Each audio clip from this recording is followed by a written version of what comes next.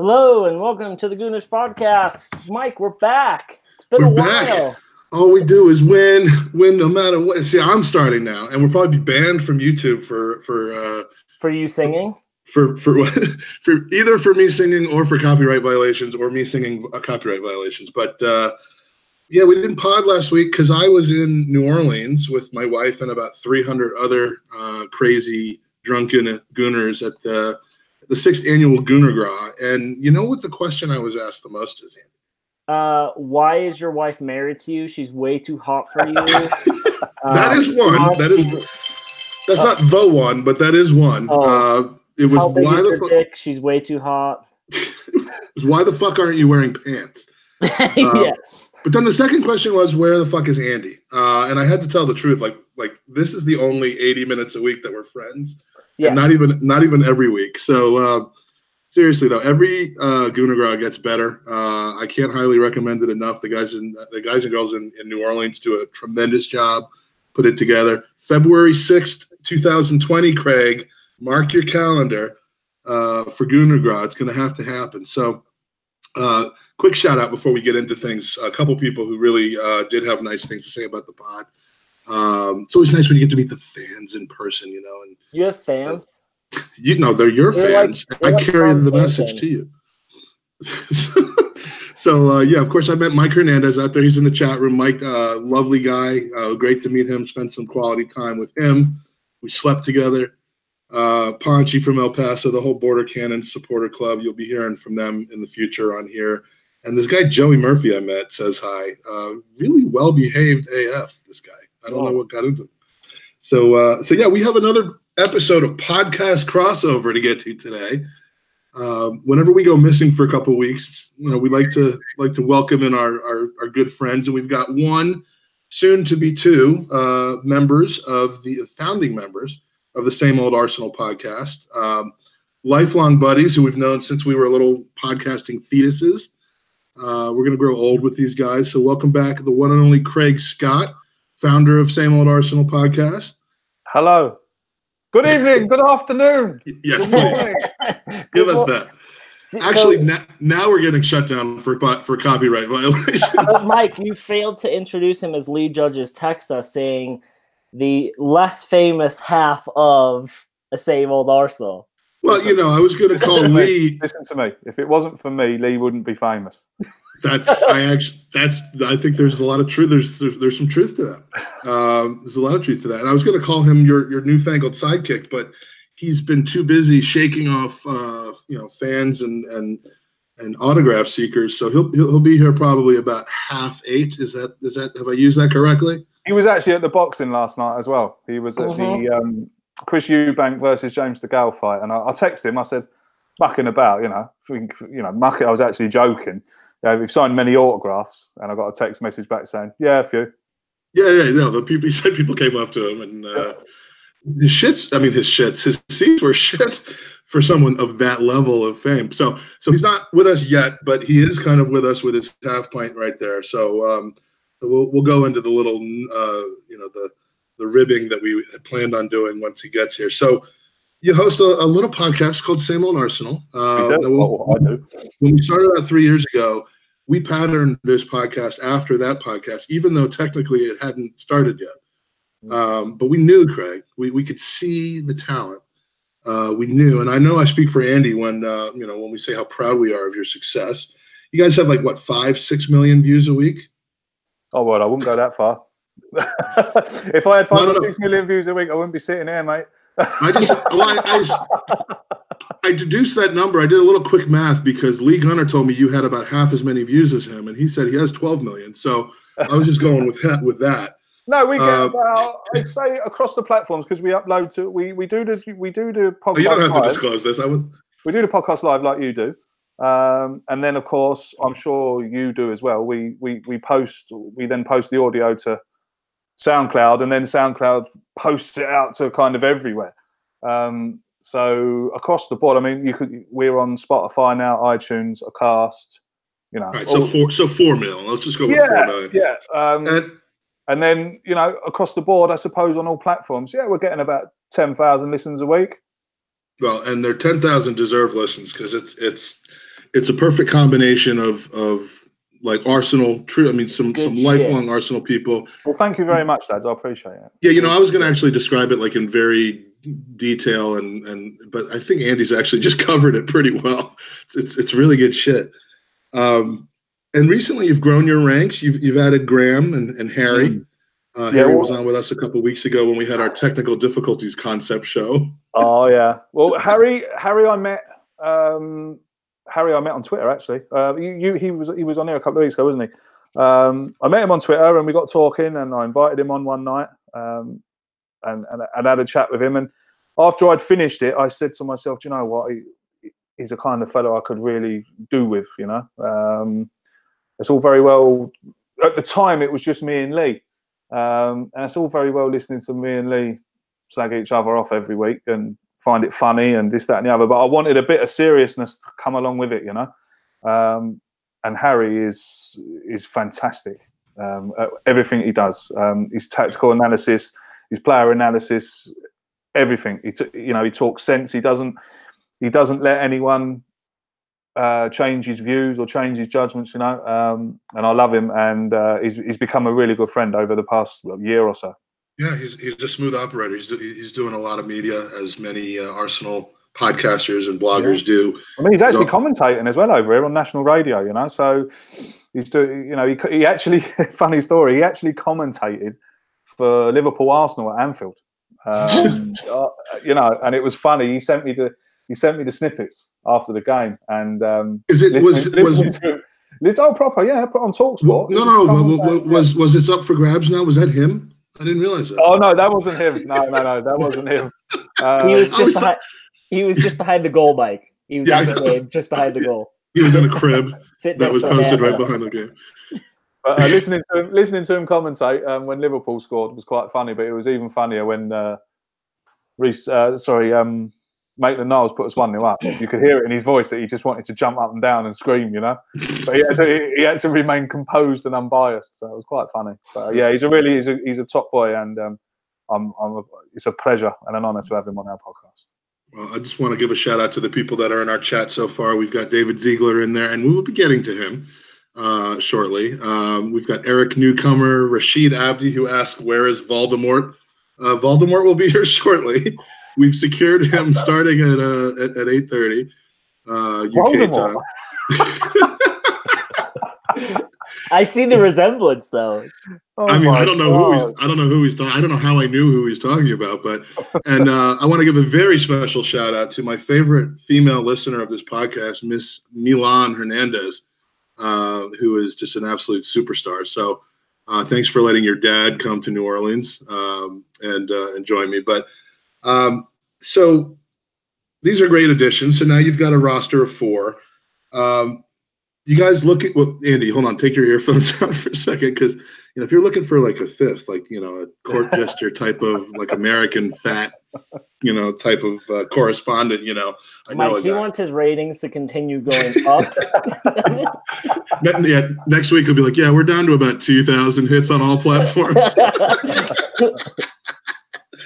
All right, so my favorite thing about your podcast is that you would never ever have a guy on twice in the past couple of weeks whose own podcast had to kick him off because he's so obnoxious and those the obnoxious childish fellas. You would never do that, so that's what I love about your podcast. All right, moving on. You get one chance. Well, you got 2. But anyway, if you've visited Twitter in the past few weeks, you will have noticed a promo for an exciting event that's happening this Thursday. Now, I know that you live in Ireland. Are you just not able to go to this thing?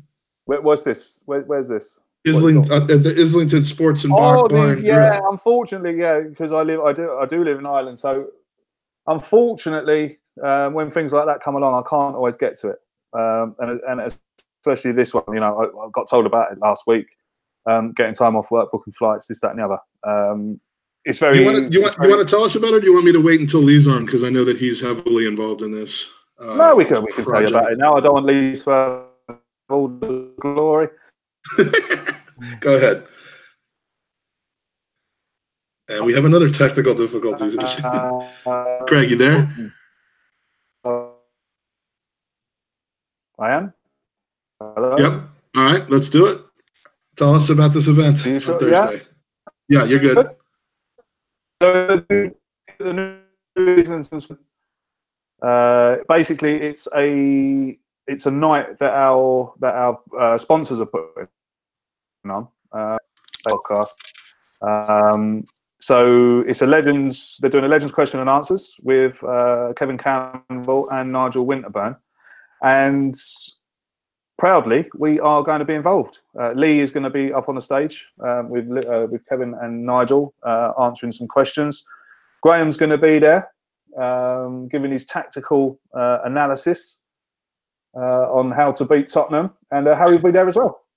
That's answering questions on Facebook. So yeah, it's really exciting. Of course, I'd love to be there, but I can't. Yeah, so, that would actually make me go. I'm going to be rolling around. I'm going to be rolling around, not being able to be at that thing. I can only imagine how you feel. If anybody didn't hear the beginning of that, because there were a little bit of hiccups on the old YouTube. It's at the Islington Sports Bar and Grill on Thursday night. There's an Eventbrite link that Same Old Arsenal's posted out. Nigel Winterburn, Kevin Campbell, and most importantly, Lee Judges will be on stage answering questions about how famous they are. And you know, we know all about Lee and Kevin, but I didn't realize Winterburn was now in this rat pack of his.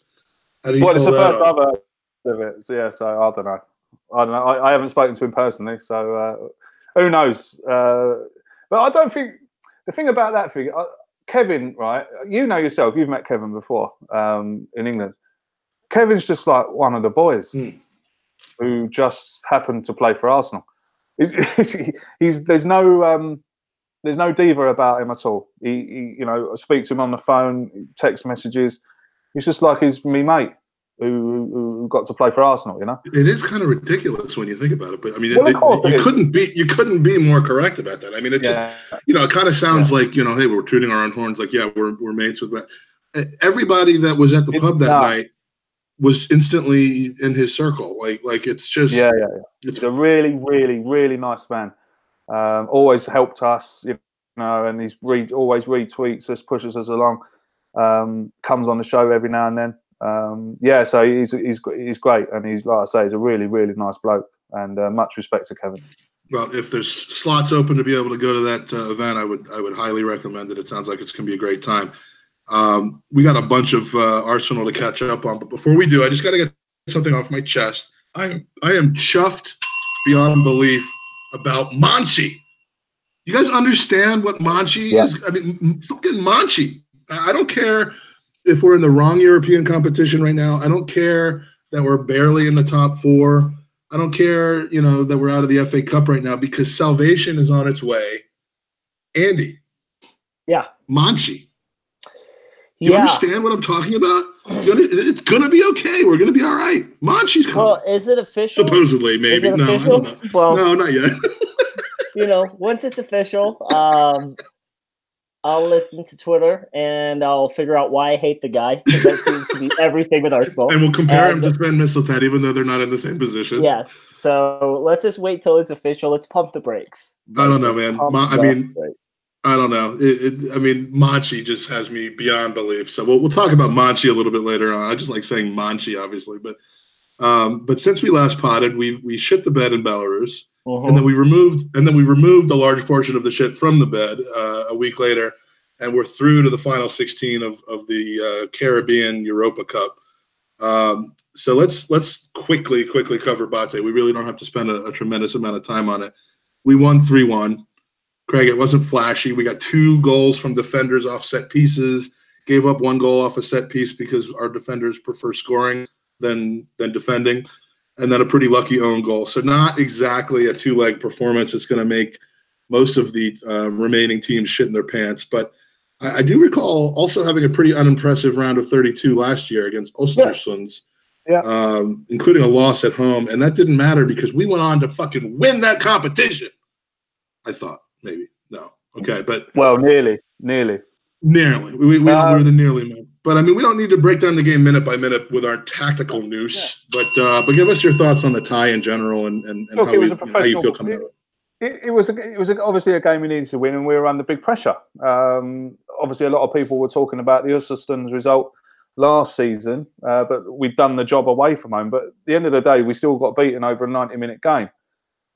I was a little worried, I've got to admit, about BATE coming to the Emirates. They were 1-0 up. We've given them their greatest night in European history ever. Beating us at home. Well, you could argue that they actually beat Bayern Munich as well, 3-1, a couple of years ago, believe it or not. So I don't know whether that was their best night. But it was a professional performance, and we got the job done. The goal settled our nerves quickly. I know it settled my nerves quickly. We slowed down. We played a nice passing game. We kept the ball. We attacked. It was nice to see Ozil back in the team. I thought he had a really. I thought he played really well. Coming back from with everything that had happened over the couple of weeks. That's about the best way you can summarize it, because we don't really know what he's coming back from. I don't know with the Ozil thing. I put it. Look, he's there. Well, Andy, with a little bit of technical difficulties there as well. Andy, is it so no one's really having panic stations then about this, would you say? I wasn't having panic stations when we were down 1-0. We didn't play well. There was a lack of fluidity, and we they had their home advantage. I mean, at the end of the day, I think we walked in thinking, hey, we're going to just walk them off the pitch, and we didn't do it. And we had a wake-up call. And, honestly, I think that 1-0 result is going to help us the rest of the season in this competition, because we went in there thinking this team hasn't played for a long time. We're going to walk them off the pitch, and that's not the case. And I can guarantee you, if they go to France to do the same thing, Mike, these teams are in this competition for a reason. They're decent. And, on paper, only Chelsea and maybe Napoli should be better than us or can equal us. So, yeah, I agree with, earlier sentiments. Like we shit the bed and we overturned it. And I thought the arrival of Ozil was nice to see. I hate that you have to be an all-in or all-out Ozil player. I think I tweeted, I'm just happy to see him play well. If he plays like that every match, we just want consistency, because he will make us better if he's on point. He will. And we even see it today with the cheeky back heel, but we'll get to that, I'm sure. Yeah, we will. And so I mentioned panic stations, Craig. I don't know if you heard me or not, but I was making a play off of your podcast name, which apparently was a reverse. It wasn't. The tone of the podcast was not panic stations, but some people just look at the headline, and this is something I'm going to get to in a few minutes with Mustafi. Fine. Some people look at the headline and they make their own judgment. So, yeah, it's the first time I'd ever been. It was the first time I was ever attacked us. Well, no, not attacked. It was the first time I'd ever had to defend the title of a podcast. Put it that way. We do that every week. Yeah, because the word vagina is normally in our podcast title. I think Harry put up on Twitter, if you haven't listened to it, then why not? And someone replied, the title. So I had to then defend the title of the podcast. So if you actually see it, it says Panic Stations ? So it's a question. Don't judge a book by its cover. Yeah. The amount of fucking overreactive Arsenal supporters who don't have a sense of humor is just. Yeah, as much as I like using Twitter to kind of interact and promote our podcast, and we really need it because we're not same old Arsenal at this point. Let's put it that way. It's fucking annoying as fuck with all this shit, and I get sucked into it too often. But that's my own problem. Oh. So we're in the round of 16 against Stade Rennais. Is that pretty much what we're going with, Andy? Or what? Yeah, that's how you pronounce it. It's exactly how you pronounce it. Stade Rennais. again, what these teams that we're playing and ththese players we play against are really good for the phlegm that I have remaining in my throat from my sickness to get it out there. But they actually got some players. I mean, they got Hatem Ben Arfa, which is what I was going to name my Jewish dog once. But it turns out he's not Jewish at all. We've got that Niang character, Clement Grenier, who I think we were in for supposedly a few years ago. This guy Sar, who is apparently good. I mean, do we have a chance in hell of beating these guys, Andy? Yeah. Yeah, we do, Mike. It's a more attractive round of 16 tie, I would think, than last year when we went to Milan. No, absolutely it is. We went to Milan Hernandez. And again, I think that the loss against BATE has really, I think, regained focus here. And we're going to go in to that first leg, and I think we're going to put it to bed right away. There's no ifs, ands, or buts. And I think, Mike, we're starting to see a turn, right? So we went on the 22 match unbeaten. Then we kind of hit some obstacles along the way. I think the way we've been playing BATE and today, there just seems to be something different about the side, you know? So, yeah, I think we're going to go in and we're going to smash it. Well, I'll certainly hope so. What do you think, Craig? It's going to be an easy. I mean, there's no easy tie. Don't get me wrong. I'm not saying they should take it lightly, and I'm not saying they should bag the first leg player wise because of the games we've got on either side of it. Which this is going to be a tough 7-day period coming up. But you think this is going to be a challenge, or do you think we're going to get our shit straight? No, I think it's going to be a challenge. I think as Arsenal fans, we sometimes expect to beat teams fairly easy. And you know, we don't. This will be a tough game, like you've mentioned. They've got some very good players, and they said that, you know, they're in the last round. They're in the last 16 with us. They've got to be respected.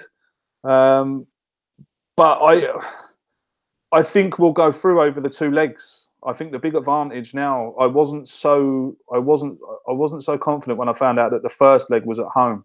I don't like it when we play away second leg. Yeah, I don't like but it. They changed that back, right? They changed it because I believe it clashes with the Chelsea game. And they can't do the Tuesday Wednesday thing that the Champions League does. They only have the 6 o'clock, 8 o'clock thing, and that's not really enough. That's right. But which, of course, has caused mayhem with the Arsenal fans, because Arsenal fans have booked hotels and booked flights and this, that, and the other, and then to find out 15 minutes later after you've booked it that, oh, actually, yeah, we're going to play the away leg first. Yeah, as I found out when we drew Lisbon, and I was going to be over there. I mean, the price of accommodations and flights literally starts jumping the moment the thing happens. It's outstanding. I mean, and we ended up having to wait about an hour or two, and it killed us. We went anyway, but so to be able to to be ahead of the game and try to make those travel plans, and then find out 20 minutes later, oh no, it's the following week, or the week before that you're going, is just, I mean, that's a load of bullshit. They should UEFA should have some sort of program of reimbursement. But yeah, Rennes tied Marseille today in Liga. So I mean, they're not going to be hard. And David Ziegler says that he hopes the prize for beating Rennes in this round will be getting Stimpy in the next round. So that wasn't my joke. That's his. But yeah, I think we could definitely go through and then take our chances in the quarterfinals. So now we have Southampton. Andy, back to the league after 2 weeks, and a chance to go 4th. And I was really bummed. To get a clean sheet. I set my alarm for 7 a.m. Kickoff gave me 10 minutes to brush the teeth, make some coffee, and my alarm was set for 7 a.m. on Monday. So I woke up 15 minutes over late, and I turned it on. It was already 2-0, so I was a little disappointed but elated. And I looked at my phone, and my sister wrote, Southampton, it's a loss. And so I was elated to see we were up 2-0 and break into the top 4. Mike, you kind of put it in the text to our little group of friends that the referee got saved on that first goal. Our little group of friends, they're all like 3 foot tall. Yeah. especially Rob. That's why his basketball team sucked. I mean, Lacazette may have been offside, but it was a clear penalty from my viewpoint, and I only got to see the replays of it on the highlights reel really quick. So walk us through that first goal. If it makes you feel better, he was not offside. No way was he offside. No, he was level at worst. It's just that the angle of the way the ball came through and the fact that he looked like he kind of wasn't expecting it to come to him really, and the mass appeals from the Southampton goaltender and defense made it look that way. But he wasn't offsides. He was level. That ref was, I mean, you never see a referee smile after a goal like that, but he knew that he got bailed out there. I mean, whether he played advantage because we were still kind of attacking even with the penalty call, or whether, you know, whether he just got lucky there. But I mean, the ref did not cover himself in glory there. Lacazette, the lead up to that goal, though, the way he runs the pitch, he participates in the lead up, and then, you know, that finish, whether he meant it or not, fucking love this guy. I hope we don't sell him. Speaking of absolute class and lead up, you've been called something by a member of the chat, Lee, and I'm not going to repeat it. They said Voldemort. Andy will repeat it because you guys are already, you know, having handbags. Why are we having handbags? Because you like to talk about you having handbags. So now we have two Lees in the chat. One's beautiful face is down here, and the other is up there. But Lee, judges, welcome back to the pod. We've missed you. No, sorry I'm a bit late, but train delays and obviously the Man City Chelsea game going to penalties. We was a bit late, but I've dashed in, like, you know. So he just used the dinner's royal on we. hold. Dinner's on hold.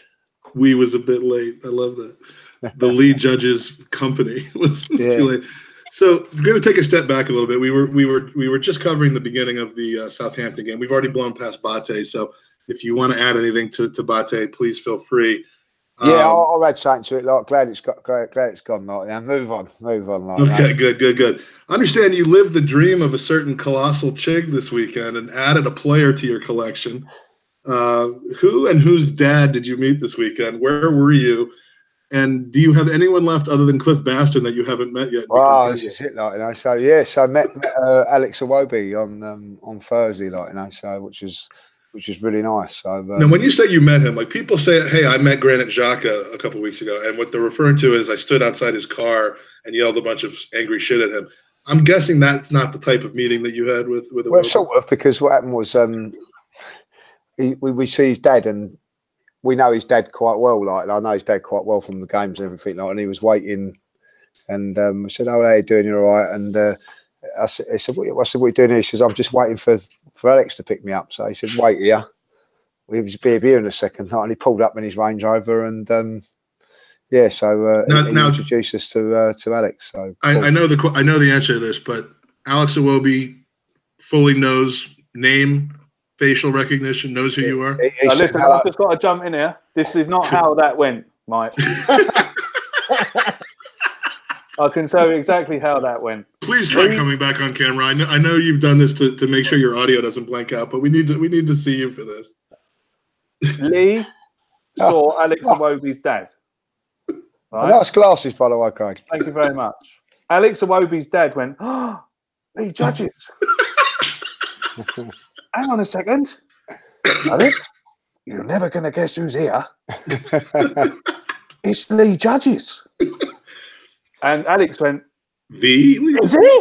Hang on a minute then. I'm just going to jump in the Range Rover. Stay where you are and keep him there. Don't move. That's how it happened. Yeah. And after meeting him, he's my player of the year. I think he's fantastic. He's the best player at Arsenal, and that's it. Like, now you met him after the BATE game, and I mean, you can't argue with his play today, though. So this will transition us back into Southampton. But I think if you had any words of wisdom for him, they certainly worked. Maybe he cut it down to half Friday night instead of the full. But so. We were just going over the first goal, not offside, should have been a penalty in my opinion. Craig, we haven't had a chance to go to you about this other than the fact that we know that you think it wasn't offside as well. But A little bit of a lucky finish or a cheeky finish for you? Absolute great finish. No luck about it. He's just reacted to it. So he knew he's reacted to it so quickly, just like any great striker would. He knew exactly what he was doing. There was no luck about it. He was never offside. The number 35 playing for Southampton, I can't remember his name. If you actually see the replay from behind him, he's playing Lacazette on 2 yards on. Yeah. So there's no way he's offside. No one can say that he's offside because he clearly wasn't. And yes, he's bailed out the referee there because it was a clear penalty on Mkhitaryan. Clear stonewaller. I can't believe that it went on. That ball actually got to Lacazette. But yeah, it was a great finish. And really, to have him playing for Arsenal at the moment, I love Lacazette. I really do. He's better than Aubameyang at the moment. I would rather play Aubameyang up front. I'd rather play Lacazette up front than Aubameyang at the minute. The good news is those decisions are going to be made a little easier for us in the next month or so with the suspensions. But unfortunately, he can't play in any of the legs for the next Europa League game. So Aubameyang's got to step up to the plate. But Lacazette, for me, he's been brilliant this year. Absolute mustard. And I just hope we don't lose him. I hope those rumours ain't true of Lacazette leaving and people saying that Emery's got to sell and this, that, and the other, and Lacazette's got. There's absolutely no way that could be I hope not. I hope not, mate. This is Arsenal. We just don't know. Well, this is Arsenal, Andy. We just do not know. Yeah, that's true. At the end of the day, you can't sit there and tell me that if he is sold at the end of the season, you'd be surprised. I wouldn't be surprised. I can't see it happening. No, I can't. I just hope it's not true. But yeah. We've been Arsenal fans for so long, and we've seen some mad stuff over the years. It wouldn't surprise me. But Craig's got some traumatic history coming back every once in a while, and it's hard to blame him. Lee, quality goal in your mind? I mean, first of all, penalty for you? Oh, without a shadow of a doubt. I don't know from where I was sitting whether the referee was going to give the penalty or just wait to see what was going to happen afterwards. Because if he did wait to see what was going to happen afterwards, it was brilliant refereeing to allow that to let it go. But blatant penalty. If that shot had skied over the bar though, instead of gone towards Lacazette, he couldn't have pulled that back and called it a penalty at that point, though. Well, exactly. So that is the thing. You know what I mean? So was he going to give it or not? From where I was looking, it did look like it was offside, but I'll take Craig's word for it and your word for it that it wasn't. And excellent finish from I think. Our player of the year this year. I think he's been absolutely outstanding this season. His work rate, hold-up play today was absolutely top class, particularly in the first half. I thought he was absolutely brilliant in the first half, and set the tone for the game, because he is the one that starts it all off with his defending, shutting down. So we defend from the front, and I just thought his all-round play was really, really good. And what was a good thing, I don't know if you guys noticed, but he was going to come off, but Iwobi picked up a little bit of an ankle injury, and it was absolutely gutted to be coming off in that game, despite all the work rate, and the feeling is that, I look at it probably thinking, oh, we'll get him off for Wednesday in mind. But he wanted to continue and carry on playing for the 90 minutes. So, fantastic attitude, fantastic player, and, I think the player of the season, which is a bit of a worry because we seem to sell our players of the season, so it is a bit of a worry. At least we haven't made him captain yet, because then he'd be off. Yeah, if you start making him captain, I'm going to be worried. What I mean? But I mean, he could just. I mean, between his his attitude. I mean, he's been pulled off early. He's been coming in late. He's been it hasn't been just 90 minutes every game for him, and exactly what he wants. And other than maybe one little mini strop that he threw one time, he's always been a professional about it. He's also one of those guys that's got a little bit of edge to him, a little bit of dickishness. I mean, he put his hands to somebody's face today in a way that wasn't going to get him a red card, but sent a message. And you do not want to fuck with Lacazette. And I didn't realize when we got him from Lyon that he had that kind of toughness to him.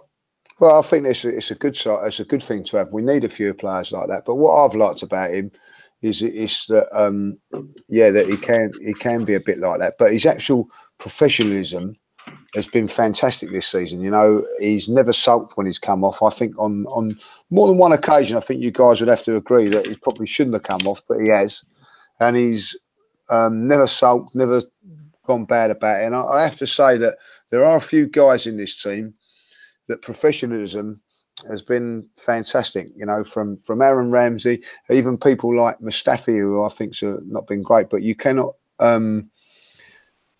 question his professionalism.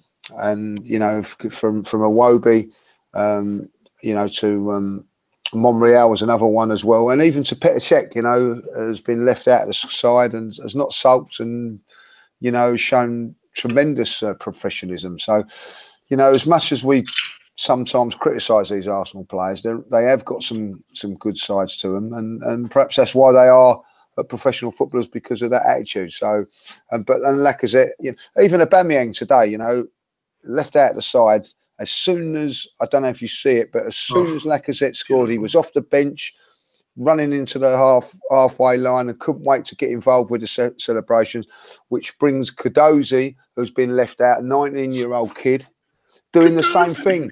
So it's Cardozi. So it's influencing him as well, like, you know. So well, that man Lee loves. I mean, maybe the only person more than me that loves just being embraced by men.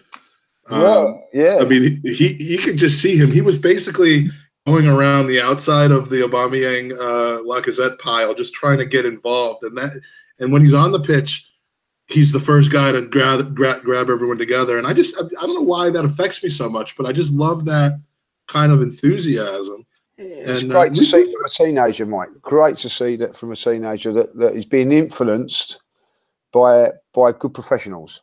Either that, or he has some experience in his life that's like propelled him into just needing to be hugged by men. But I'm going to go with what you said. But yeah, I mean, we have a good dressing room, I think. I mean, you look at what's going on in Chelsea right now, which we'll get to in a minute. You know, we don't have that. And as much as my concern is that this Ozil situation may be dividing the dressing room against Emery, which I think is a huge concern if that ends up happening. And the only way Emery gets railroaded out of the club before, you know, the end of next season, I'm not so worried about that, because I think we got a good group of people who understand that being unified is the best way to win games over the long run. And I love that you pointed out that he ran over to Aubameyang, because those two have something special, and that's when it shows up. Andy Leno, the goaltender. Your boy. Yeah, I thought he was outstanding today. Made some decent saves in the first half to keep us scoreless, or keep them scoreless, excuse me. And, you know, I think a lot has been said about him recently, and I think he's been coming up when he needs to. I was really impressed with him today. He was world class. It seems like the less time he has to think, the better he is. But look at how uniform our defense was today. I mean, as Lee had put out, you know, I think when Socrates is in the side, it's way more organized and there's a voice back there. Mustafi today played well, but when a keeper has a good defense in front of him and he can trust that line and he can trust what's going on in front of him and he doesn't have to come off the line for stupid high balls as we saw last game against Southampton. When he can trust who's in front of him, it allows him to just maintain composure in the box. And I thought shot stopping, he looked great today. Well, he certainly was, and I think he had to stop a lot of those shots, because I'm not necessarily on the boat that our defense was that strong today. They were organized. I'm not saying they were strong, but they were better organized, and I think that's a credit to Socrates, because I think he does that being on the pitch. Lee, what do you think about the defense today and how it impacted Leno and his performance? Well, you know, the worrying thing is that Leno's had to make a couple of saves one-on-one, but I'm with Andy on that. We did look a little bit organised. You know, we was having a discussion in the pub afterwards that, you know, a team like Southampton created a couple of chances against us. Every team's going to get a couple of chances, you know. It doesn't matter who they are, because they're professional footballers, so they're going to have some decent players somewhere along the line. So you have to accept that. But what you need is when, as Andy's quite correct what he said there, the defence was sound, and that's when you need your goalkeeper to make a couple of saves here and there, like, you know, and that's what he's done. But what's good about it is he's only had to make 1 or 2 saves, not 5, 6, 7, 8, 9, which has been happening in the past. When people turn around and say, "Oh, well, it's only Southampton," well, other teams have had a lot of chances against us. Cardiff, you can go to Watford had lots of chances against us. Everton, who struggled for goals this season, had lots of chances. I think it was a Petr Cech that day was absolutely outstanding. So we've cut out the chances by quite a lot in that game today, and I felt that we defended well. I have to say, you know what I mean? It pains me to say it. Liechtenstein played very, very well today. Really, really well, like, you know. I was impressed with his performance today, you know. Now, he's now put on the... 2 games on the trot. He's put 2 good games on the trot. Okay, against BATE, you know what I mean? And then what happens? Love and behold, he gets injured, you know what I mean? So I don't know how serious it was, but... Well, it's the perfect scenario for you, because now you don't have to necessarily worry about him being played against Tottenham next Saturday. Well, listen, if he plays like 2 games in a row, then, you know... I'll tell you what I do like about him is that there's a nasty streak to him. That's why he was brought here, in my opinion. There's a streak to him that, you know, if on 2 or 3 occasions today, people leave a little foot on him. Nothing bad, but he rolls around, making it look a lot worse than what it is, and gets free kicks. And I quite like that. I quite like that in him, that he's got that little bit of mischief in him. And you know, listen, if he plays well, I'm going to say he plays well. If he plays bad, I'm going to say he plays bad. But today I thought he had a very, very good game.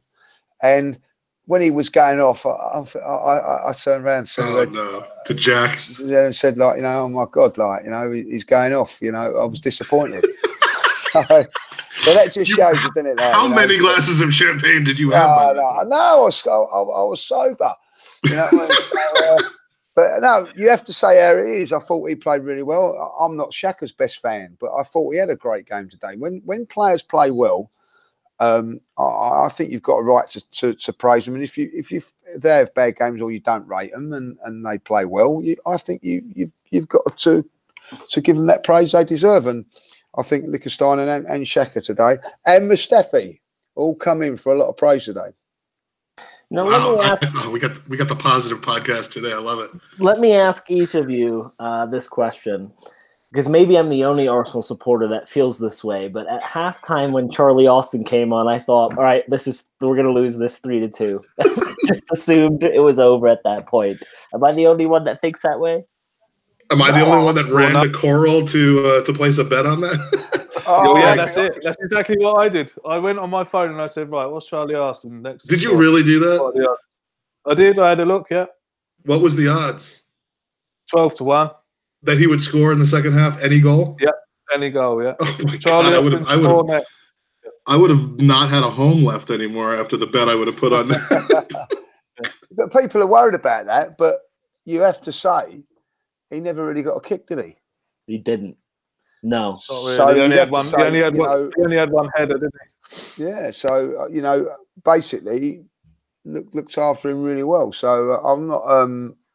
That's because we 10-tuple teamed him just because we knew he was their only threat. Well, you know, I think you've got to give praise when praise is due, and the defence done well today.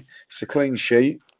They've got to back that up again now on Wednesday with another one, and then. Please go to Wembley next week and keep a clean sheet. You know, that'd be great. Oh, no doubt.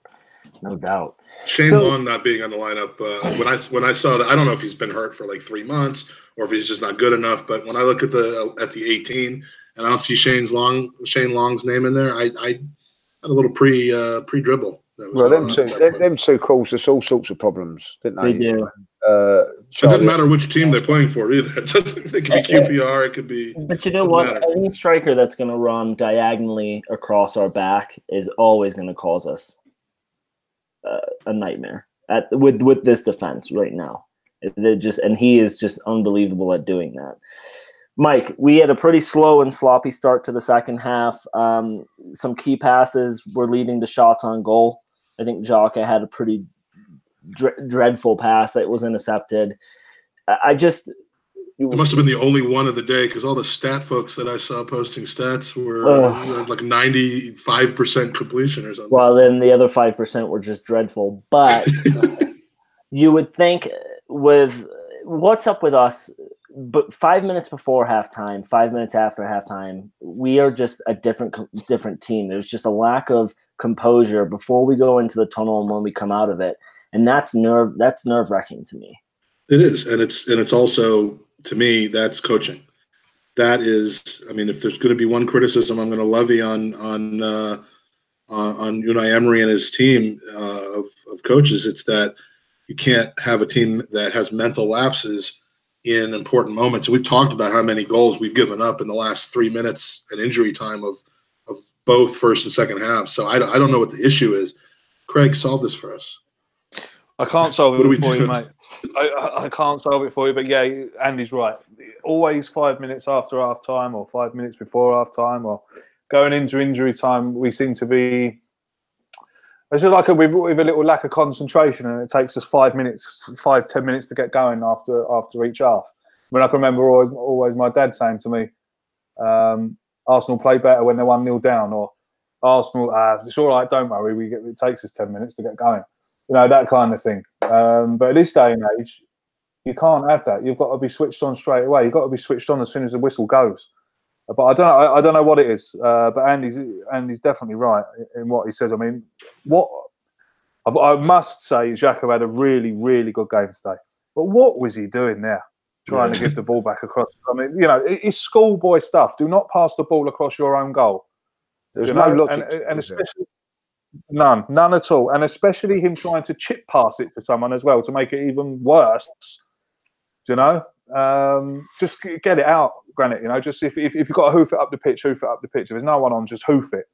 What he was trying to do there, I do not know. But yeah, I absolutely agreed. We seem to lack some kind of concentration. When the second half starts, going into injury time of both halves, I don't know what it is. I wish I could solve it for you. Personally, I think Guendouzi just gets so excited, like we're almost at the point where we can all go back in and hug each other, and he just and it just leads to the whole team switching off. But yeah, it is a bit weird. And the bright side of it is it's the type of thing you think could be worked out by coaching and focus, and maybe swapping out a couple players who have the different mentality. It's not a skill thing. We know it's not a skill thing. Yeah, it's got to be. There's some disconnect, and maybe it's the lack of leadership. I don't know. It's a weird one. So, Mike, the last 15 minutes of the game just really became a game of deflections. I mean, we literally got into their 18, and every shot we put on goal hit a body part of just someone on the pitch, and we could have been way more comfortable on the scoreline. But it's nice to see that we had that build up and that play, and that we were hungry to get the ball on target. Were you laughing at David Ziegler? No, I haven't looked at the. Okay, basically his entire repetitive answer to how we have these problems stop in the last 5 minutes is to sell Mustafi. that's the answer as far as he's concerned. Yeah, I mean, the Lady Luck was with us. I had all these things in mind, given the Mustafi comments, and again, we're gonna jump into that. I just wanted to post about a clean sheet, and there was no way I was gonna do that until the whistle had blown, because there was no way to be confident of that. There were so many close calls. Amazing save from Leno in the last minute or two of the game, just phenomenal save from him. Lee, is it true that Lady Luck was in the club level today? You met her, and she's now coming on your podcast?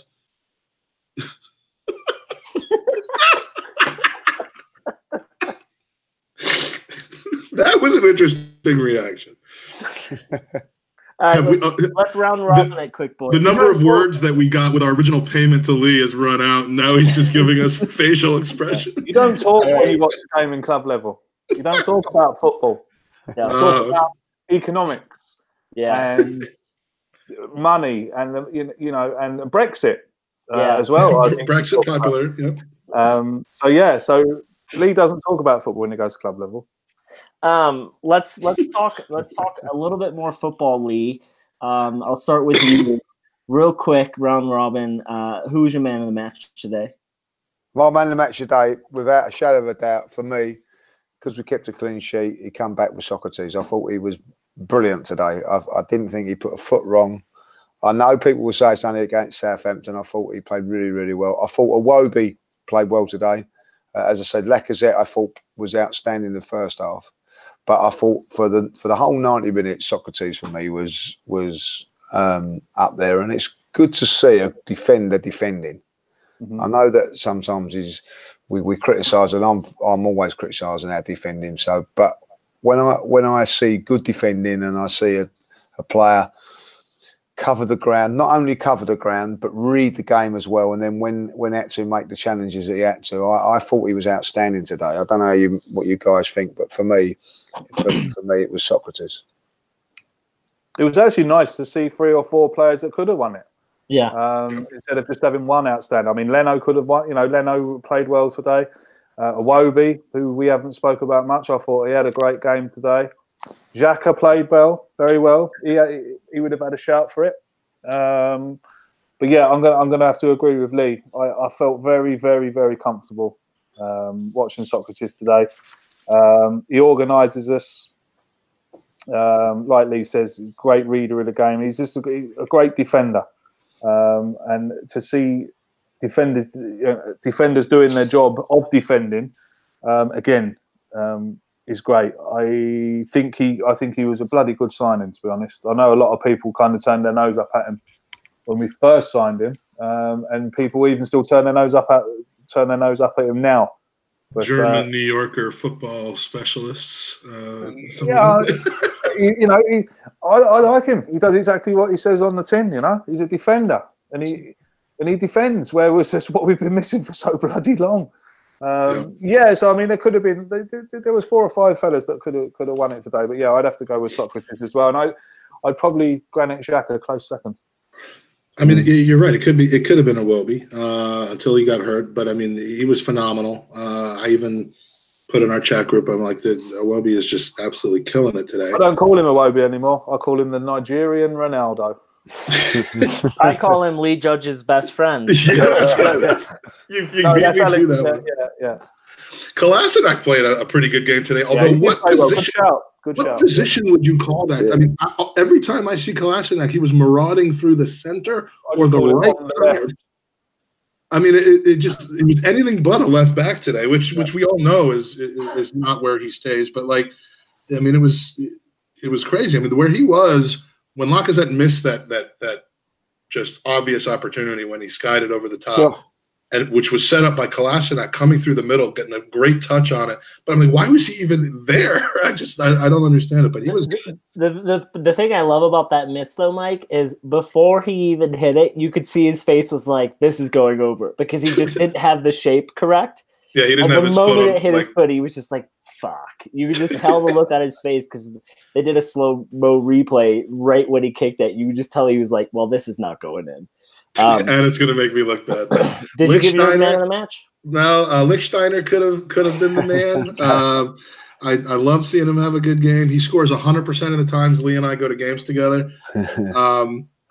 Frankly, and of course Xhaka, but I'm going to go with Leno because Mkhitaryan, who also had a good game today, he did came out on good game. Came out on social media and said, Leno doesn't make that save at the beginning, we can't score that first goal, and he just gave Leno massive props, and Leno gave it back to him, which again you like seeing. I mean, it's all public stancing anyway, but like it does feel genuine when it comes from teammates like that who probably don't even see each other that much during training, and I'm going to go with Leno today just because there were some just absolute amazing saves that he had to make today, or this game we would have been having a whole different conversation. Andy, what do you think? You going to go with your goalie boy? Yeah, no, I was going to go with Leno too, but like the other two boys said, it's just nice that in a match we have more than one person to discuss. Iwobi was brilliant. Xhaka was brilliant. I thought Lacazette was hungry. I I think he has a little point to prove because he got the red card. I personally really appreciated him coming out and apologizing for that, because a lot of players wouldn't do that, and he held his hands up, and you got to respect that. But for me, it's got to be Leno, because as you said, there were just moments where he made some saves, even towards the end with that world-class save. That could have made it 2-1 and very nerve-wracking, and we just kept the ball out of the back of the net. And so it's nice to see us win and get a clean sheet at it too. Absolutely.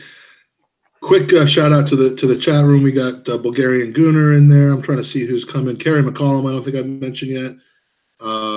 We have Archie's here again. Appreciate you being here. Fly KJ. Some dude named Craig Scott just came into the chat room. I don't know who that is. He's going to probably ask. He sounds sexy. Sounds very sexy. Danny has mentioned that in addition to some of the players, he is also hungry. He's always hungry. He's probably sitting in the bath eating pork pies or sausages. I love in the bath for sure. I love the fact that the love between you guys and Danny, because we were early, in our podcasting, we became very, very close with Danny. He helped us out a lot. Same is true with you guys, but I never really knew that there was much of an interaction between you guys. So it's a podcast family, Danny's a legend. We're all in the bath together. Danny is a legend. Lovely fella, Danny. Really, really nice. And he has worms. Archie. Worms. That's according to him. Put that in the chat. Oh my God. All right, so the chat just brought up something that I wanted to bring up. After the game today, I was up late last night.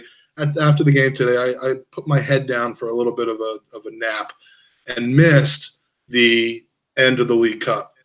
But I read about it because Twitter was absolutely exploding on it, and we have to spend 2-3 minutes talking about this. I've seen the video now of basically the 2 minutes where he started to pull Kepa out, but Chelsea's done, are they not? So how do you recover from that? I'll tell you what's happened there is, right? Chelsea wanted to shithouse. They wanted to put Cabello in goal because they probably thought he'd be better at penalties. Well, the record shows that he is. Yeah, right. So if Kepa doesn't go down, Kepa's got to be in goal for the penalties anyway. So I don't understand why everyone. Did they not have the sub to make? Well, no. Once the final whistle's gone, then it's gone to penalties. You can't make the substitution then.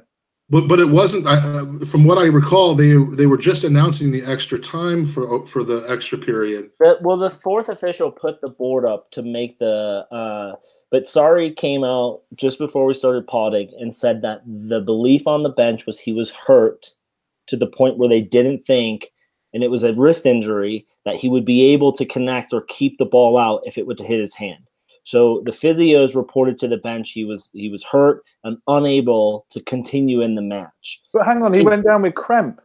But there was something to do with his wrist. That apparently is. I get those all the time. That's apparently the story. Yeah. Dude, judges my wife always asks me to come out. Club levels change you, judges. Club levels change you. Listen, from what I didn't know that. From when we was watching it in a pub, it looked like he'd refused to come off. Well, and so then, I'm in a text group, and one of my mates is a big Chelsea supporter, and he was saying, because he hates Sarri, he was saying, I have to back Sarri here, because what he was, from the press conference, he was told one thing. The keeper was yelling to the bench, I'm fine.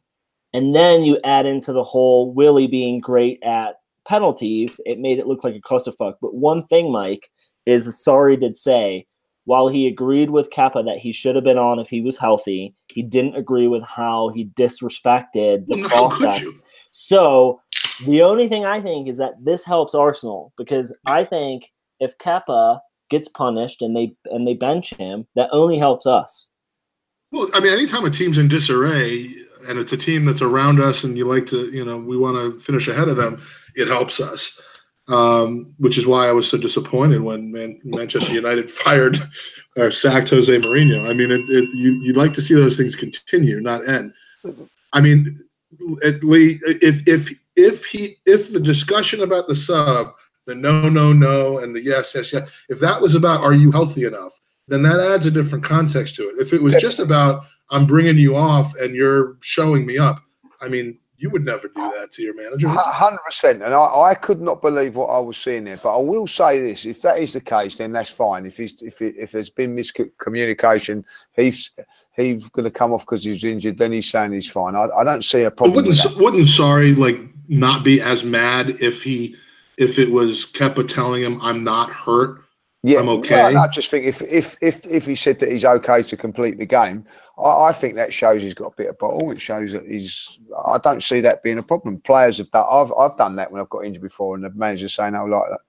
But if that's all it was about, I can't imagine Sarri blowing up like he did. No, so I don't see what was. They might be now trying to defend that. Which, if I'll be honest, forget about whether it be Chelsea or whatever. I feel disappointed and I feel a bit sorry for Sarri because he's just masterminded, I think, a fantastic coaching.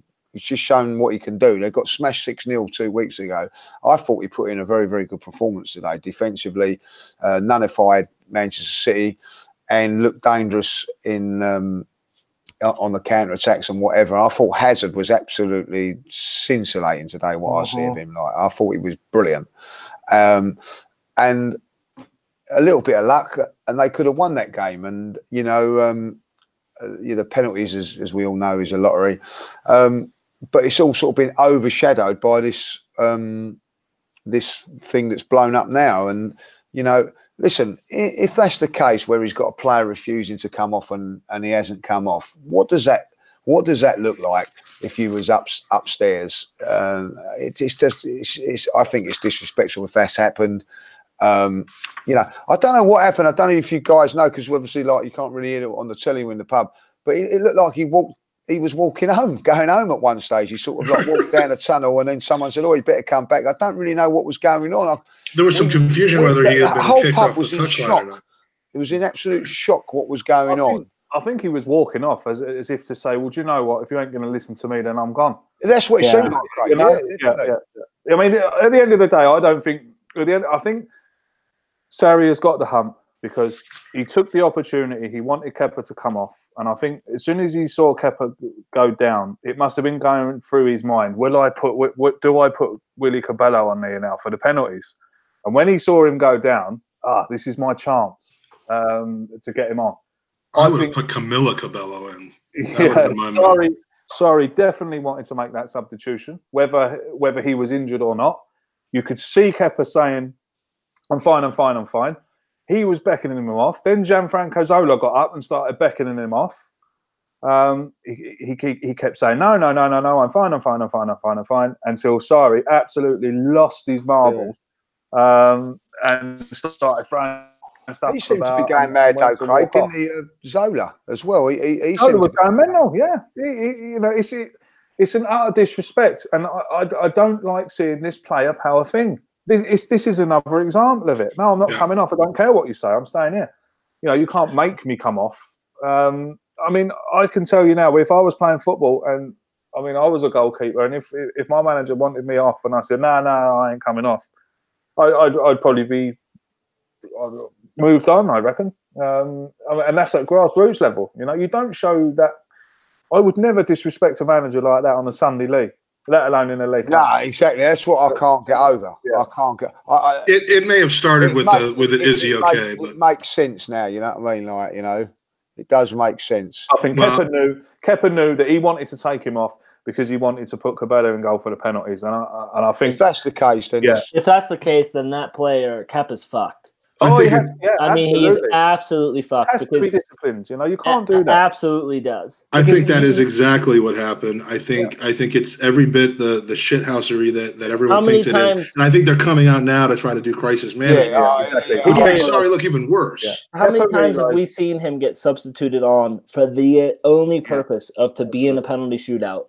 And I think we've seen it at international level too. We've seen it in the World Cup with Tim Krul, I believe. Yep, international level. So it's an absolute.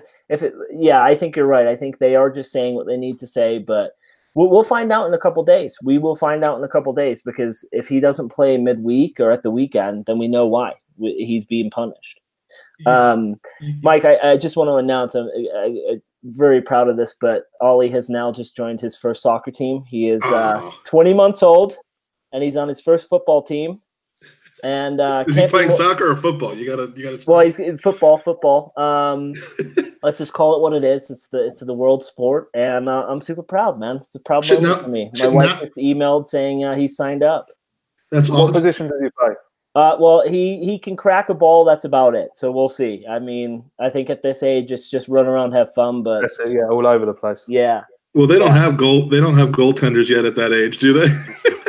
No, the 20-month-old standing there in his diapers, going like this. But I tell you what, well, now I gotta make my Jake announcement next week now because I don't want to overshadow your. All I'm going to say is that if the coach tries to sub him off, I'm going to tell him you stay on the pitch. You do not leave the pitch. You sit down, you poop your pants, and you stay there. Yeah. Well, now I'll hold off the Jake announcement. Make the Jake announcement. It's a big announcement. Well, my son Jake. I'll be doing the same when my boy starts playing. I think my son Jake, who's 15. And does not shit his pants anymore. We finally got him past that. Yeah, unlike his dad. He has made the high school football/soccer team. He will be a striker, which is the position he used to play until people started telling him he was a winger. And so that's going to be exciting. It's a junior varsity is what they call it when you're in 9th grade and you're not going to be playing with 18-year-olds when you're 15. But he's going to be a jock. He's going to be on the soccer team. So I'm excited about that. He's been playing since he was literally Ollie's age, and just watching him progress. Yesterday they played indoors because it's freaking negative degrees Celsius here, and he scored 6 goals and got 6 assists. So that's awesome. He's a talented, fun kid to watch. I was going to bring him on the podcast, but he's scared of you, Lee. Is he there? Is he there? I put he's upstairs. I'll do that sometimes. He was actually on, I think, our 2nd or 3rd podcast back when we used to pick games, pick the scores of games. He came in because we had no one else to do it. We didn't. We were so new. At one point, Mike's like, "Should I have my wife do it?" And I'm like, "Maybe you should probably hold off on the wife." Act like you've been there before. Don't put your wife on. Well. What do they do? They play a set night or a set day? Do they have a Sunday league or what? How does that high school football work? Well, they'll train every day after school, and they probably at this level they play either once or twice a week, like one midweek game, one either Friday night or Saturday night. We haven't really gotten all the details yet, but once you're on the main team, like which you'll probably be doing next year, it's 2 games a week pretty much for 3 months straight. I mean, it's a big deal. So yeah, our sons are following in both of your footsteps as professional footballers. But I wasn't a pro, nearly. It was a team though that we all recognize. I forget what it is now, but Ipswich Town. Ipswich, yeah. I mean, you were just about to get relegated. You were the Sky Bet championship team. Not anymore. They're going down, mate. They're down. Yeah. I'll tell you what, though, Ipswich are always a good club. They were proper football. I actually had one of my best days. I mean, as an Arsenal fan, I shouldn't really be saying this, but I had one of my best days out ever watching Ipswich at Wembley when they beat Barnsley in the Division 1 playoff, the Championship playoff final. Watching my esteemed colleague save a penalty and a last-minute wonder save in that game to send Ipswich to the Premier League, which was Richard Wright. He played in goal that day. Yeah. Man, saved the penalty and pulled off an absolute world-class save at the end there to keep it 3-2. And Martin Roycer went through and scored 4-2, and the Town were in the league. Town were in the Premier League. But it was a great chapter of life. And if anyone's watching, they've got young kids, get them out there, but don't put too much pressure on them. No, that's the thing. What will be, let them go. I mean, Lee's good friends with people who scored like a total of 400 goals for Arsenal. So. Well, is it? He scored that many goals? Here's the boy. There he is. There he is. He won't be able to hear you guys, but this is my high school football. How tall is he? How tall are you, Jake? How tall are you, Jake? 5'8". 5'8" now. Ask him if he's crushing pussy yet. I'm not asking. Oh. I'm so glad he can't hear you, but you can hear him. So. I got ways to get to him, Mike. Yeah, he was about 4'8" last year, and now all of a sudden he's 5'8". He's keep banging the goals in, and things will come your way. Tell him, Yeah, keep banging in the goals. like you did yesterday. So this is my boy. I'm proud of him. Well done. Well done. By the way, when he came on the podcast 2 years ago and did the picks, it was, I think Chelsea will win 2-1. Now it's Chelsea will win 2-1. That's exactly. All right, so a little family moment there, unexpected but perfect. Speaking of which, speaking of being excited about things, the one thing I might be even more excited about, Monchi. Lee, we got to get the. Lee, you weren't here when we started, but I had a Monchi orgasm at the beginning of this podcast because, I like to go overboard a little bit. But, I mean, I thought when Sven came, he was going to take us to new heights. I had no idea motherfucking Monchi was on the table. I mean, the Champions League is ours. The quadruple is ours. This summer, we're going to take the International Champions Cup here in America. It's in the bag. I don't think you understand the Ballon de Monchi situation, people. He's coming. Can I just come in on before Lee comes in, and just for anyone who doesn't know who this man is, I just want to. Me or Monchi? Anyone. Yeah. Most people that listen to this pod don't know who I am. So now, this man signed Dani Alves for £500,000. If you all know who Dani Alves is, I'm sure you do. Sold him for 30.2 million. Oh, wow, yeah, he's good. I was just looking him up. He brought Ivan Rakitic for 2.1 million. Ooh, what a signing. He brought Kondogbia for 3.4 million. Carlos Bacca 8.5 million and Kevin Gamero 6.4 million. And sold Gamero on for 27.2. So welcome. Carry on, sorry. Yeah, well, and I hear that he is planning on signing Robert Lewandowski for £4 million. If he can do that, lovely stuff. So is that definite now? Then, is it, or is that? No, of course it's not. But I'm not gonna leave until it's definite to get excited about it. Lee, you were talking shit all about Gazidis all summer, and I have to give it you. I was defending him because he got rid of Arsene Wenger finally. You were absolutely right. Okay, you were right to be skeptical of him. I'm craving your opinion on Monchi. Listen, Monchi. We're talking about here. I also think that if we're quite right about this, that he discovered Sergio Ramos as well. Is that correct? I think that was something that was brought up as well.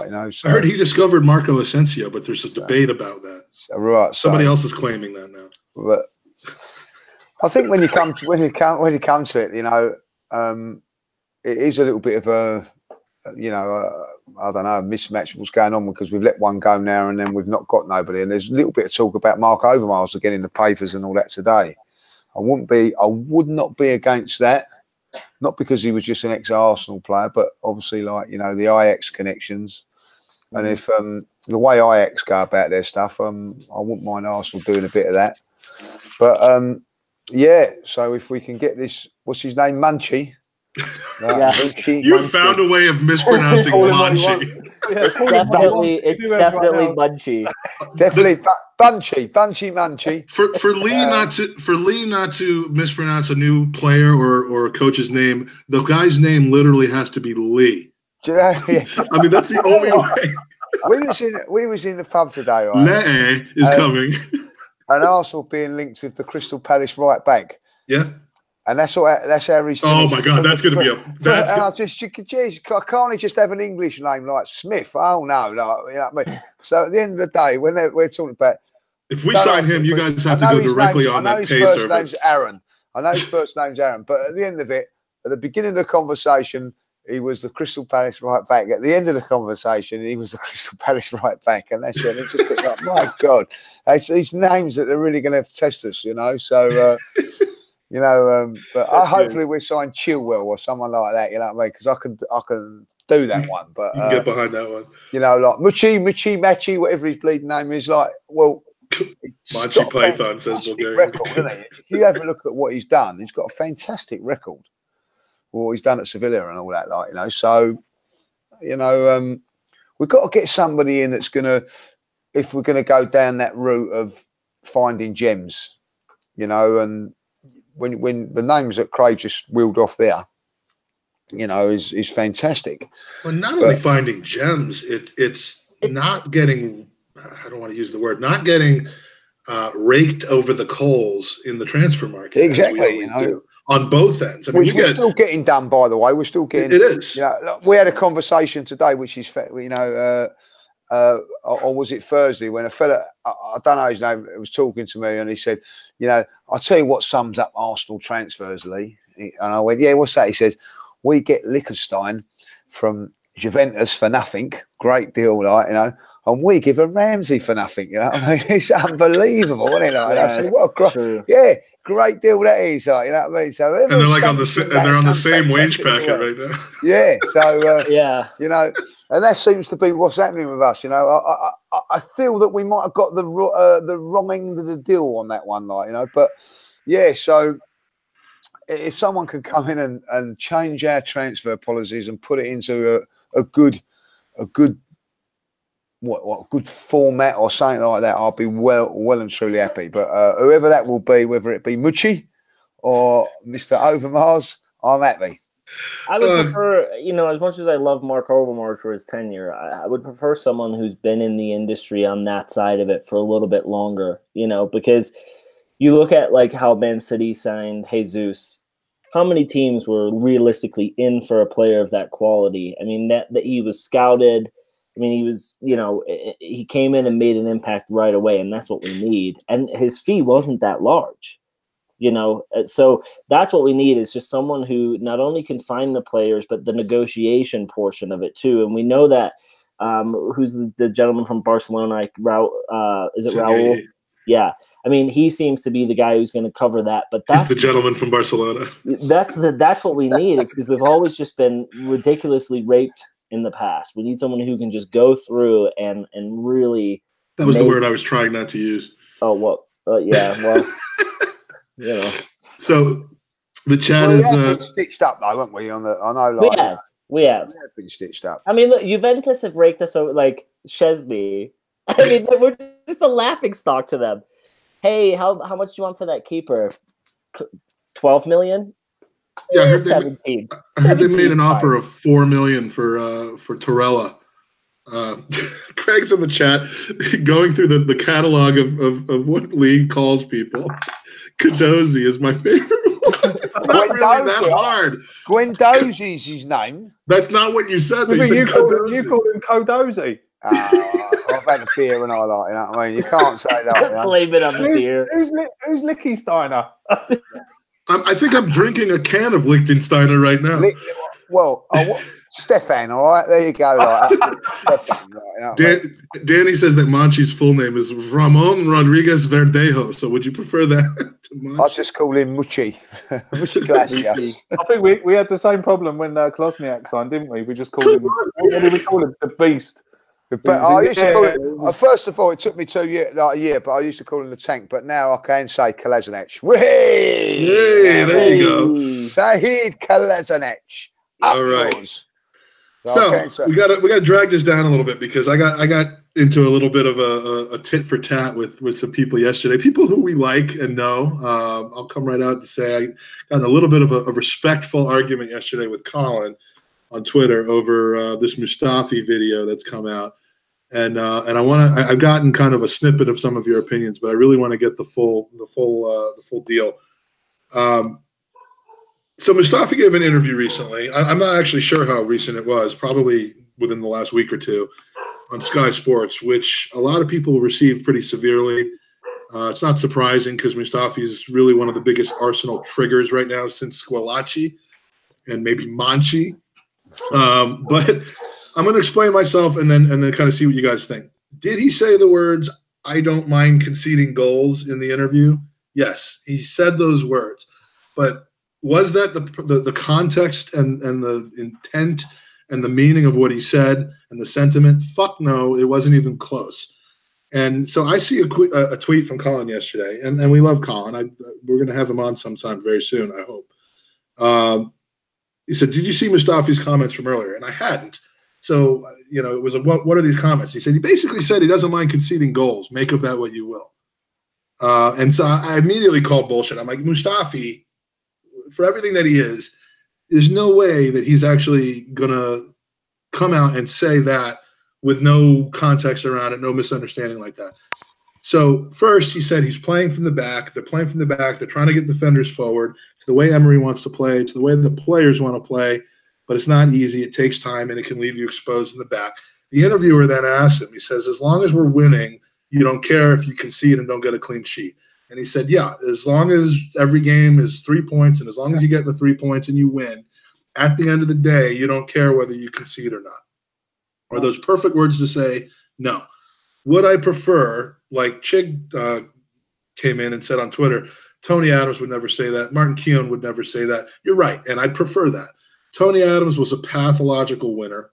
He was a rare breed like a Michael Jordan or a Kobe Bryant of football, where you may not even be liked. You may be so hardcore, but you're a winner, and that's who you are. And Tony Adams isn't walking through that door anytime soon to play for Arsenal. There just aren't a lot of them. Do I think Mustafi's good enough or tough enough for Arsenal to get to where we need to be? No, probably not. I'm not, although he played very well today.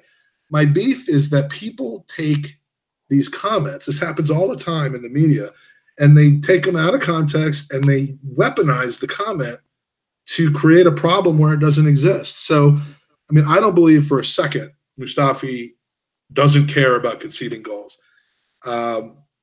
And if you watch the game today, in the 88th minute, he defended somebody, gave up a corner kick, which was good defending, and then started motioning and gesticulating and rallying the team together to keep their focus, up 2-0 with a couple minutes left.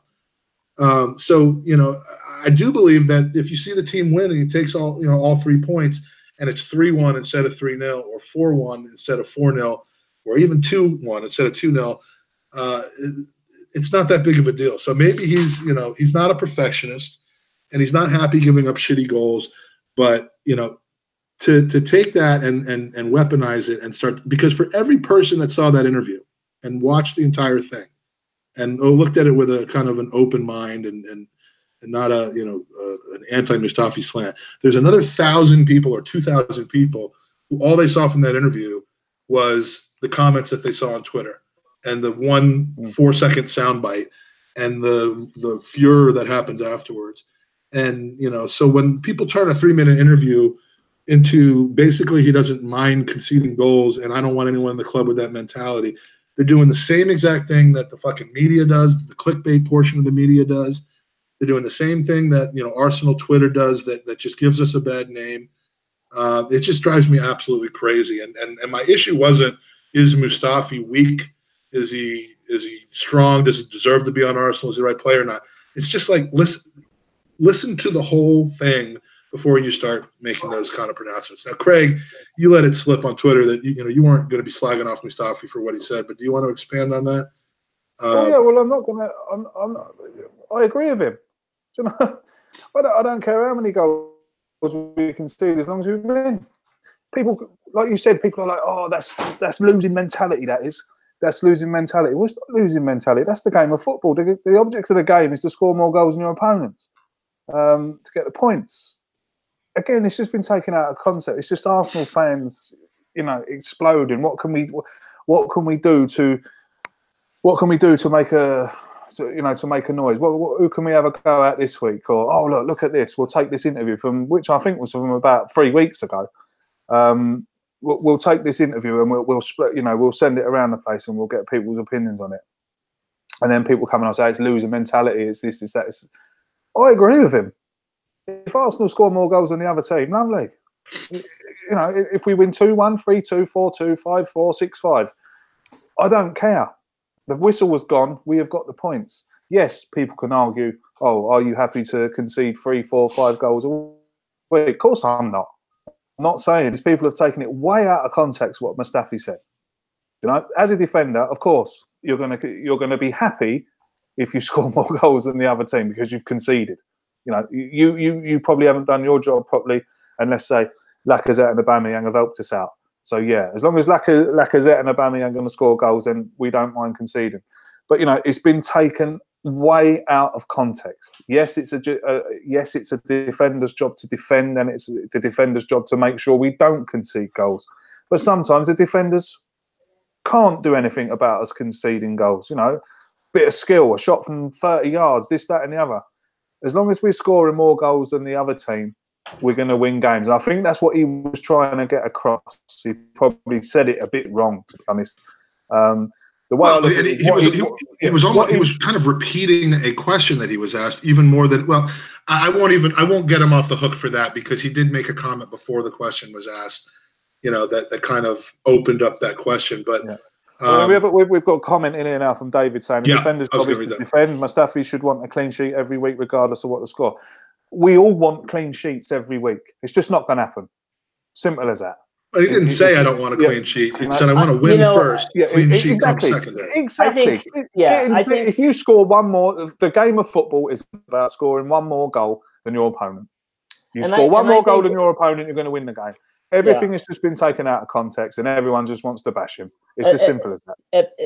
Which is what Arsenal do, right? Like Arsenal fan base do. But here's how I think it is, especially when you're a defender or goalie. When you start a match, you care about winning. When you hit that last 20, maybe 30 minutes and there's a clean sheet and you're up, then your ideal changes to clean sheet or bust. That's when it matters. The last, I would say, 20 plus minutes is when you really care.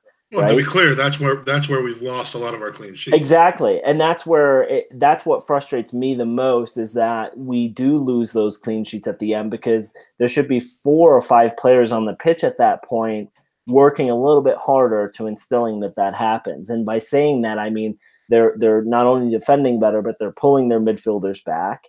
And then if you're a midfielder and you're a little defensive minded, like I'm sure Torreira falls into that category, he's thinking, great. Also, Mike, a lot of these players have those bonuses, and they're big bonuses, 20 grand plus, that, hey, if we get a clean sheet, we get more money. But at the end of the day, I side with Mustafi. If you're winning a match 3-0 and a goal goes in, do you give a shit? Probably not, right? Clean sheet's gone, whatever. You're still winning the match. If Mustafi's coming out and saying, I don't care if we concede goals and we're losing, then get the fuck out of the club. Yeah, absolutely. He wouldn't do that. But that's almost the way it's being portrayed. Of course it is, but that's not what he meant. Exactly. He wouldn't be at the level he's at if that's what he meant. Can I make a point about it? Please. Yeah. We were going to do that. How do you think the Chelsea defenders are feeling today after keeping the clean sheet? Yeah, exactly. They give 2 shits. They want to win. They've lost. Yeah. So they've kept a clean sheet, but they've lost. So if it was a league match, they would have drawn. They're lots of conceded a goal today and 1-2-1. Of course, you don't want to concede goals. I'm pretty sure, but ultimately, it's about winning the game of football. And if listen, today Mustafi walks off the pitch even more happier because we've won the game, but for him, more importantly, we've won it with a clean sheet. But what I would worry about is if he said, "Oh, I don't care if we concede, as long as we win," because you should care. You should care about conceding goals, because somewhere down the line, if you don't improve, then you'll get found out. And I think that's probably where it comes from. But I don't see a problem with what he said. He's turned around and said that I want to. It's more important to win games in football and keep clean sheets, and it is. And my interpretation wasn't even that I don't care about conceding goals as long as we win. It was almost because the context of the interview is you guys have won quite a bit this season, but what you haven't been able to do is win with a clean sheet. And the context was kind of like a clean sheet is a secondary prize in a game. It isn't the means to the end. Yes, if you keep a clean sheet, you can't lose, but if you don't score, you can't win. But, I don't think he was saying, I don't mind winning 4-3. I think he was basically just saying the prize of a clean sheet is way, way secondary to a 3-point haul in a game. And I agree with him. And it's just been. And how could you disagree with that? How can you disagree with that? Exactly. And that's why I said. I know someone that does. Well, and that's why I said at a certain point in the match, that's when it flicks on. It's like, hey, we got the win. Now we want the clean sheet, right? Yeah. I mean, it's a Billy bonus. And then they say the same in hockey, Mike. When that last 10 minutes rolls in and there's an egg on the score, everyone now is like, all right, we're fighting for the clean sheet. That's when I think it should matter. For beginning of the game, that should be the last thing in anyone's mind, right? Well, yeah. As Lee said, you want to concede the least amount of goals and get better. But no team goes out and says, hey, today our goal is clean sheet. No, it's get 3 points. right? Yep. And at the end of the day, if you win 7-5, yeah, when you go into the next meeting, you're probably thinking, all right, we conceded 5. But when that whistle blows, as Lee just pointed out, you don't care. You care that you got 3 points. You care you won, right? Then it's the goal of next week, hey, we don't concede 5, But yeah, I think Arsenal Twitter blow everything out of proportion. And I get sucked into it. I'm starting to get absolutely. I mean, it's starting to drive me crazy because after today, the discussion about Ozil versus Ramsey, like, why do we even have to have that discussion? We just fucking won a really important. Because if you hate on Ozil every week, you get followers. That's all it is. And there's a question about this, so I'll save it. It's kind of about player versus club, and it's an excellent question, and we'll get to it. Kenya Santos joining us in the chat. I'd love to see her. Was able to hang out with her last week in. What up, girl? In New Orleans, English isn't Mustafi's first language, and it makes it even easier to twist his words around. Yeah, I mean, he gave the interview in English, but you're right. I mean, he's kind of agreeing with what the interviewer was saying. It was an interviewer-driven statement. So no, it wasn't perfect. It wasn't a great answer from him. It was kind of a no-win question to be able to ask. And would the right answer have been 3 points first, but I'm doing everything we possibly can to get a clean sheet because that is important. We can't lose with that. Yeah, but I mean, let's not absolutely slag a guy through and drag him through the mud for saying something slightly less optimal than the best possible thing he could have said. I'll put it this way: if that was the case, I would be, Who's upset that we conceded 2 against Tottenham in the league game? Who's upset about that? I'm not. No. I'll take it. I'll take 4-2 every day. Absolutely. All right, perfect. So now I'm all worked up from this. If anyone wants to goad me into having a stroke by screaming that Kroenke needs to invest his own money into the team, then this would be the optimal time to finish me off. But I'm just going to say one thing, and then we're moving on to user questions. Monchi. All right. User questions. We got some good ones today. Danny the GFP has come in as he always does. He comes in a lot of things. What is wrong with the Arsenal fan base? This is probably kind of asked and answered. We're 7 months into the new manager's reign. We have a budget of a mid-table team. I don't agree with that. We have an owner who does not care. I do agree with that. We have had our team ruined by injuries, and yet we're about to go fourth, and now are fourth, and probably going to be in the Europa quarterfinals. Lee, what is wrong with our fan base, and can you fix it? Listen, I don't think there's too much wrong with our fan base. They just want what's best for Arsenal and sometimes go about it in the wrong way. But because we're involved with it, that we see it, you know what I mean? But listen, I see Chelsea last week, effing and blinding about their manager, you know what I mean? And going mad about all things sorry, Then a few weeks before that, West Ham were going mad. Manchester United have been in a meltdown for the last 4 months. You know what I mean? So it's there. I think that we've just got a few mad people on Twitter and social media that what I can't understand about Arsenal. And why do we know all of them? And social media is if you don't agree with someone's comment, if someone puts something on social media and says, "I don't think Mesut Ozil's a good player," and you don't agree with it, well, don't comment on it. Well, you know what I mean? Just move on to, to something you do agree with and all that. The problem is most people say, I don't think Ozil's a good player. Well, no, they'll say, I think Ozil's the best possible player we could have. And if you don't agree, then you don't know anything about football. That's normally the way it's put out there. Yeah. So even if they do that, Mike, so what? Well, everyone should take the higher ground. But people just can't. So there's certain people and I'm pretty sure Chelsea Twitter, Tottenham Twitter's all the same. They've just got people that just can't let it go. You know what I mean? As they say in Frozen, let it go. So, Mike, I think from Danny's point is it's not really the Arsenal fan base. I think it's the Arsenal social media fan base, and I think that that's a good distinction to make. There's two different aspects of that. There's the I always thought you was intelligent, Andy.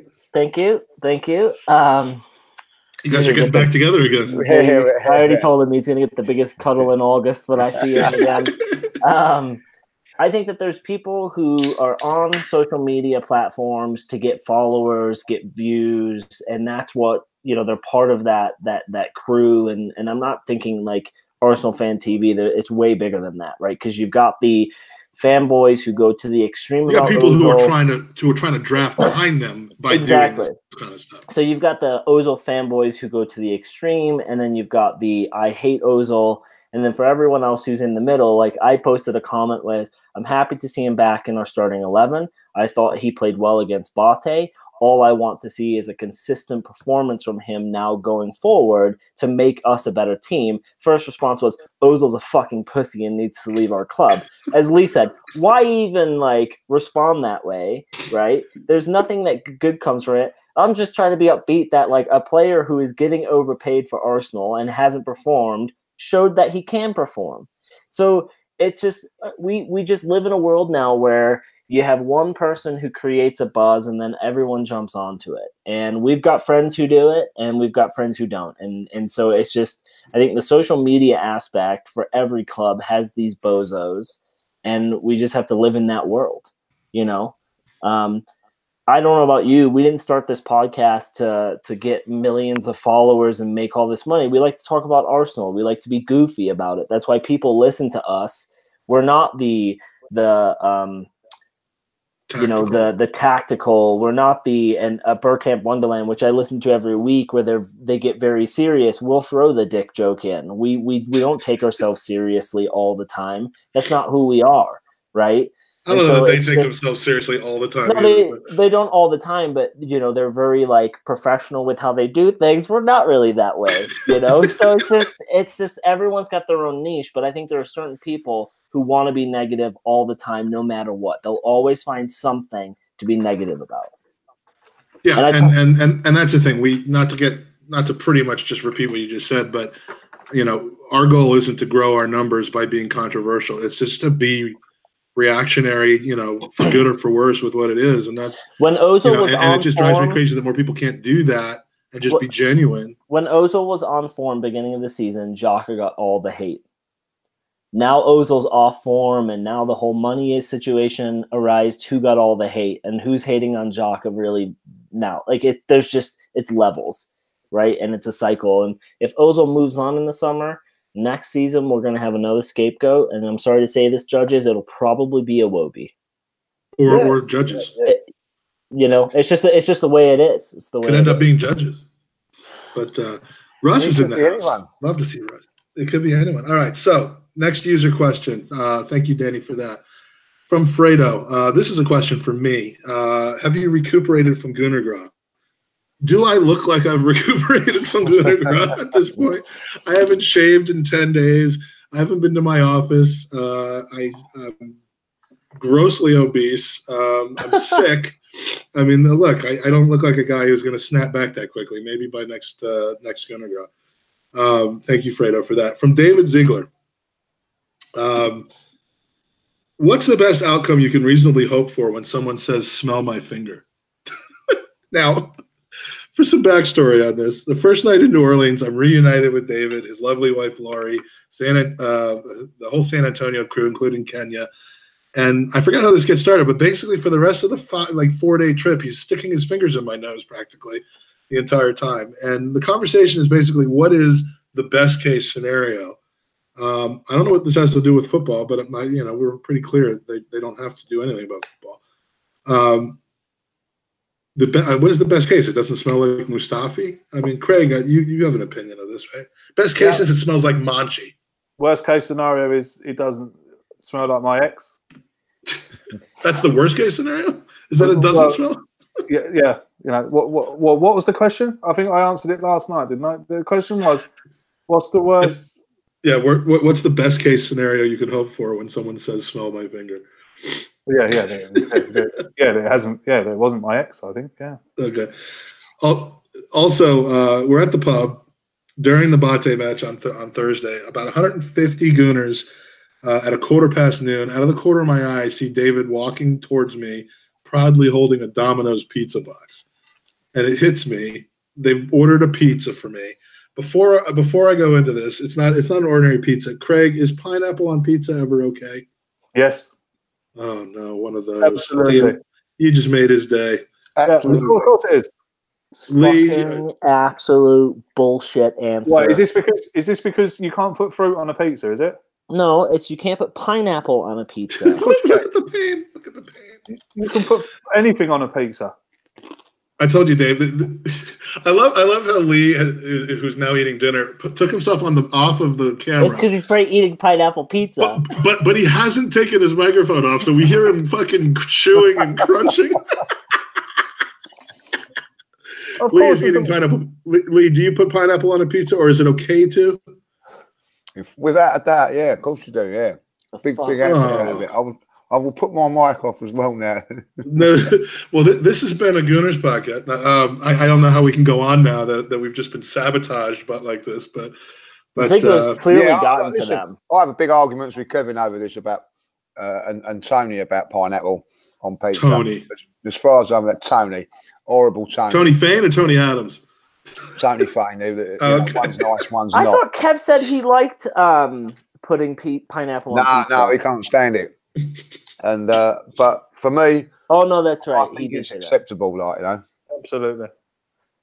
I'm taking my mic off. You can't have a Hawaiian pizza without something from Hawaii on it. No, you should have just stopped after you can't have a Hawaiian pizza. Yes. Well, okay, that's where you stop that. Well, you can, but it's wrong. I want to feel like when I eat it that I'm in Hawaii. Craig, if I said to you, "Hey, I'm going to make you a shit pizza," you'd say, "You know what? Hard pass on that. I don't want it." Right? But no, I'm putting poop on it. I'm putting poop on it. Shit. Difference of opinion. All right, so you guys have completely undermined us, but he forces me to have a slice in front of everyone. I tried to take the pineapple off. He wouldn't let me. I vomited everywhere. And we lost 1-0 to BATE because he cursed the entire club and city of New Orleans by ordering a pineapple pizza. So thanks for thinking of himself. Thanks for the free pizza. But next time we'll keep it to pepperoni. All right, a question from from Gunner. Will Arsenal make it to the top 4? Just a quick yes or no. We did this in the chat earlier. Not kind of contingent on this, that, or the other thing, or if this, if that. Do we make the top 4, Craig? Yes. Lee. Lee's got his mic off, hasn't he? Oh my God, we can hear him swallow it. I'm a professional. You picked the wrong podcast. You leave your camera on now and eat. No, I'm not. I still think it's going to be very, very difficult. But do you know what? I'm going to say it now. If we no, it's a yes or a no. You're out of order, I mean. That's a stupid question. Stupid question. It's an absolute stupid question because you've got implications to it, So, but why not? We won today. Yes, I'm going to go yes. All right, Craig. I mean, Andy. That was a little bit of wishful thinking on my part, Andy. I think we do too. I'm going to say yes. I think we do. I know Michael Hernandez does. He has a T-shirt printed with 4th place on it. And I will want to say this to Michael because Mike sent me a text when he got to Gooners and it said, "I don't care," and I might get this, I may butcher this, but he's like, I don't care if we only have 5 listeners to ever listen to our pod. If they're all as cool as Mike Hernandez, we've made it. And so it's a credit because Mike was one of our first legit listeners, and it's great that you got to finally meet him, dude. Like I said, we have a modest number of listeners, not worthless, as in it's not worth doing. A modest number of listeners, but the people that we do have listening to us are just of the highest, top quality, wonderful people. Meeting them in person, it's wonderful, and Mike is just another example. I mean, Mike, Steph, and I just basically had dinner together on Wednesday night. And just chatted, and it was like meeting an old friend. So, and what you said there about not doing it, not being worth doing, it's always worth doing. That wasn't the best choice. I just pulled a Mustafi there. What I meant was, like, if it really were 5 people every week, I'd have to reconsider the amount of time I spend on it. But I think, because I'm losing a tremendous amount of money, and I have a family to support by spending the time on it. but I enjoy it, which is what matters. So I know you're absolutely right. You're right. It shouldn't matter whether there's 5, 500, 1,000, or 5 million, because I do enjoy it. But you know, I got other ways of communicating with Andy one-on-one if I had to. So. Do you know what? Just listening to what you're saying there, it doesn't matter how many you've got, because if one person comes up to you and says, "Oh, it's a great podcast, and you're doing this and doing that," yeah, you've done it. Yeah. And I've had the fortune of having that random event happen in an airport, and I just like it's fantastic. So not every fucking we can all sit here and say, you know, people say it's not worth doing, and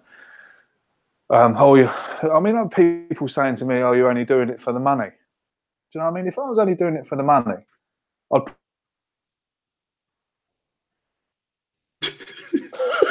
we just lost like all the money. That was like the perfect time for him to cut off. If I was only doing it for the money, and then he's like, "Wait, I'm not getting paid." Disconnects on this call. He just actually literally hung up on us because he realized that we had the retainer hadn't been done. You froze up at the perfect possible time there. God intervened there, didn't he? Like, said, don't lie. Send the podcasters out there. But there's great people with Matt, Mike. I'm telling you, it's just a Gooner thing, and again, the Gooner Gras thing is just another example of that. I mean, 300 people, 200 I've probably met before, another 100 I finally met this time. And they're just, it's automatic family. And if you he walked around the entire. I wasn't there, but I heard from Joey Murphy. It wasn't. He walked around the entire time introducing himself as Mike from the Gooners podcast. Stop. I am not that guy.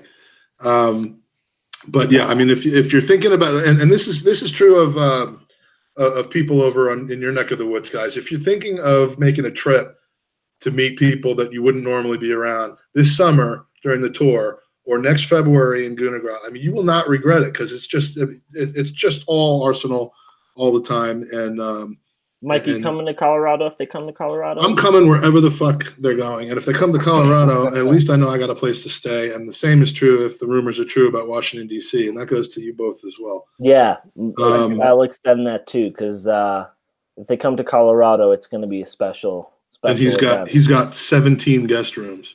So even though I already said we'd all just sleep together on the same that's all right for me and my entourage then. Kevin needs his own guest house, but all right. So a discussion a bunch of us have been having lately. I forget who initiated this. It might have been at the pub, so I apologize. If you could pick one player from our current squad to keep next season, knowing that everybody else would be cycled out. I mean, it's an unrealistic scenario, but who would the one player be? I said reluctantly Torreira. A lot of other people said Lacazette, and you know, to me, Torreira is just, you know, and he's kind of calmed down a little bit on his outstanding play, but just based on his age, based on what he brings to the team. Although it does worry me how much punishment he's taking on a regular basis, like an NFL quarterback who just doesn't know when to avoid a hit. But I said Torreira, but Craig, what do you think? I'd have to go with Lacazette. Couldn't argue against that. He does everything. He defends, he plays in midfield, he scores goals. You know, Lacazette all day for me. Danny says Jenkinson. And also that my trip to Colorado would be to reunite with my kids, assuming he's talking about Ollie. Lee, who's your one player? Well, the one player, because I feel he's going to be a world superstar in the next couple of seasons, and that would be Guendouzi. No, really? Yeah, I think that. So if you have to let everybody else go on this team, you're ready to hold on to Guendouzi. That's a stupid question, isn't it? Really, like, you know what I mean? You know, like, not going to happen that way, but like, you know, if you for the now and then, like, you know, so just got to keep one player. Well, they're going to, you know, that's for what's a stupid. You must have had some pints when it made up that one. I don't think. Just keep one player, and then replace them with another 10. Yeah, another 17. Well, you know what I mean? Like, yeah, well, I'm still going to go with Guendouzi, because I think that in the next couple of years, he's going to be a world superstar. I think he's 19 years of age. I think he's a fantastic footballer now. I love his attitude. I love his desire. I love the way he's took all the Arsenal on board.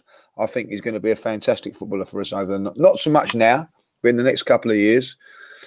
You know, I'm sticking with that lot. He's infectious. That's actually an interesting answer. I hadn't expected to hear that.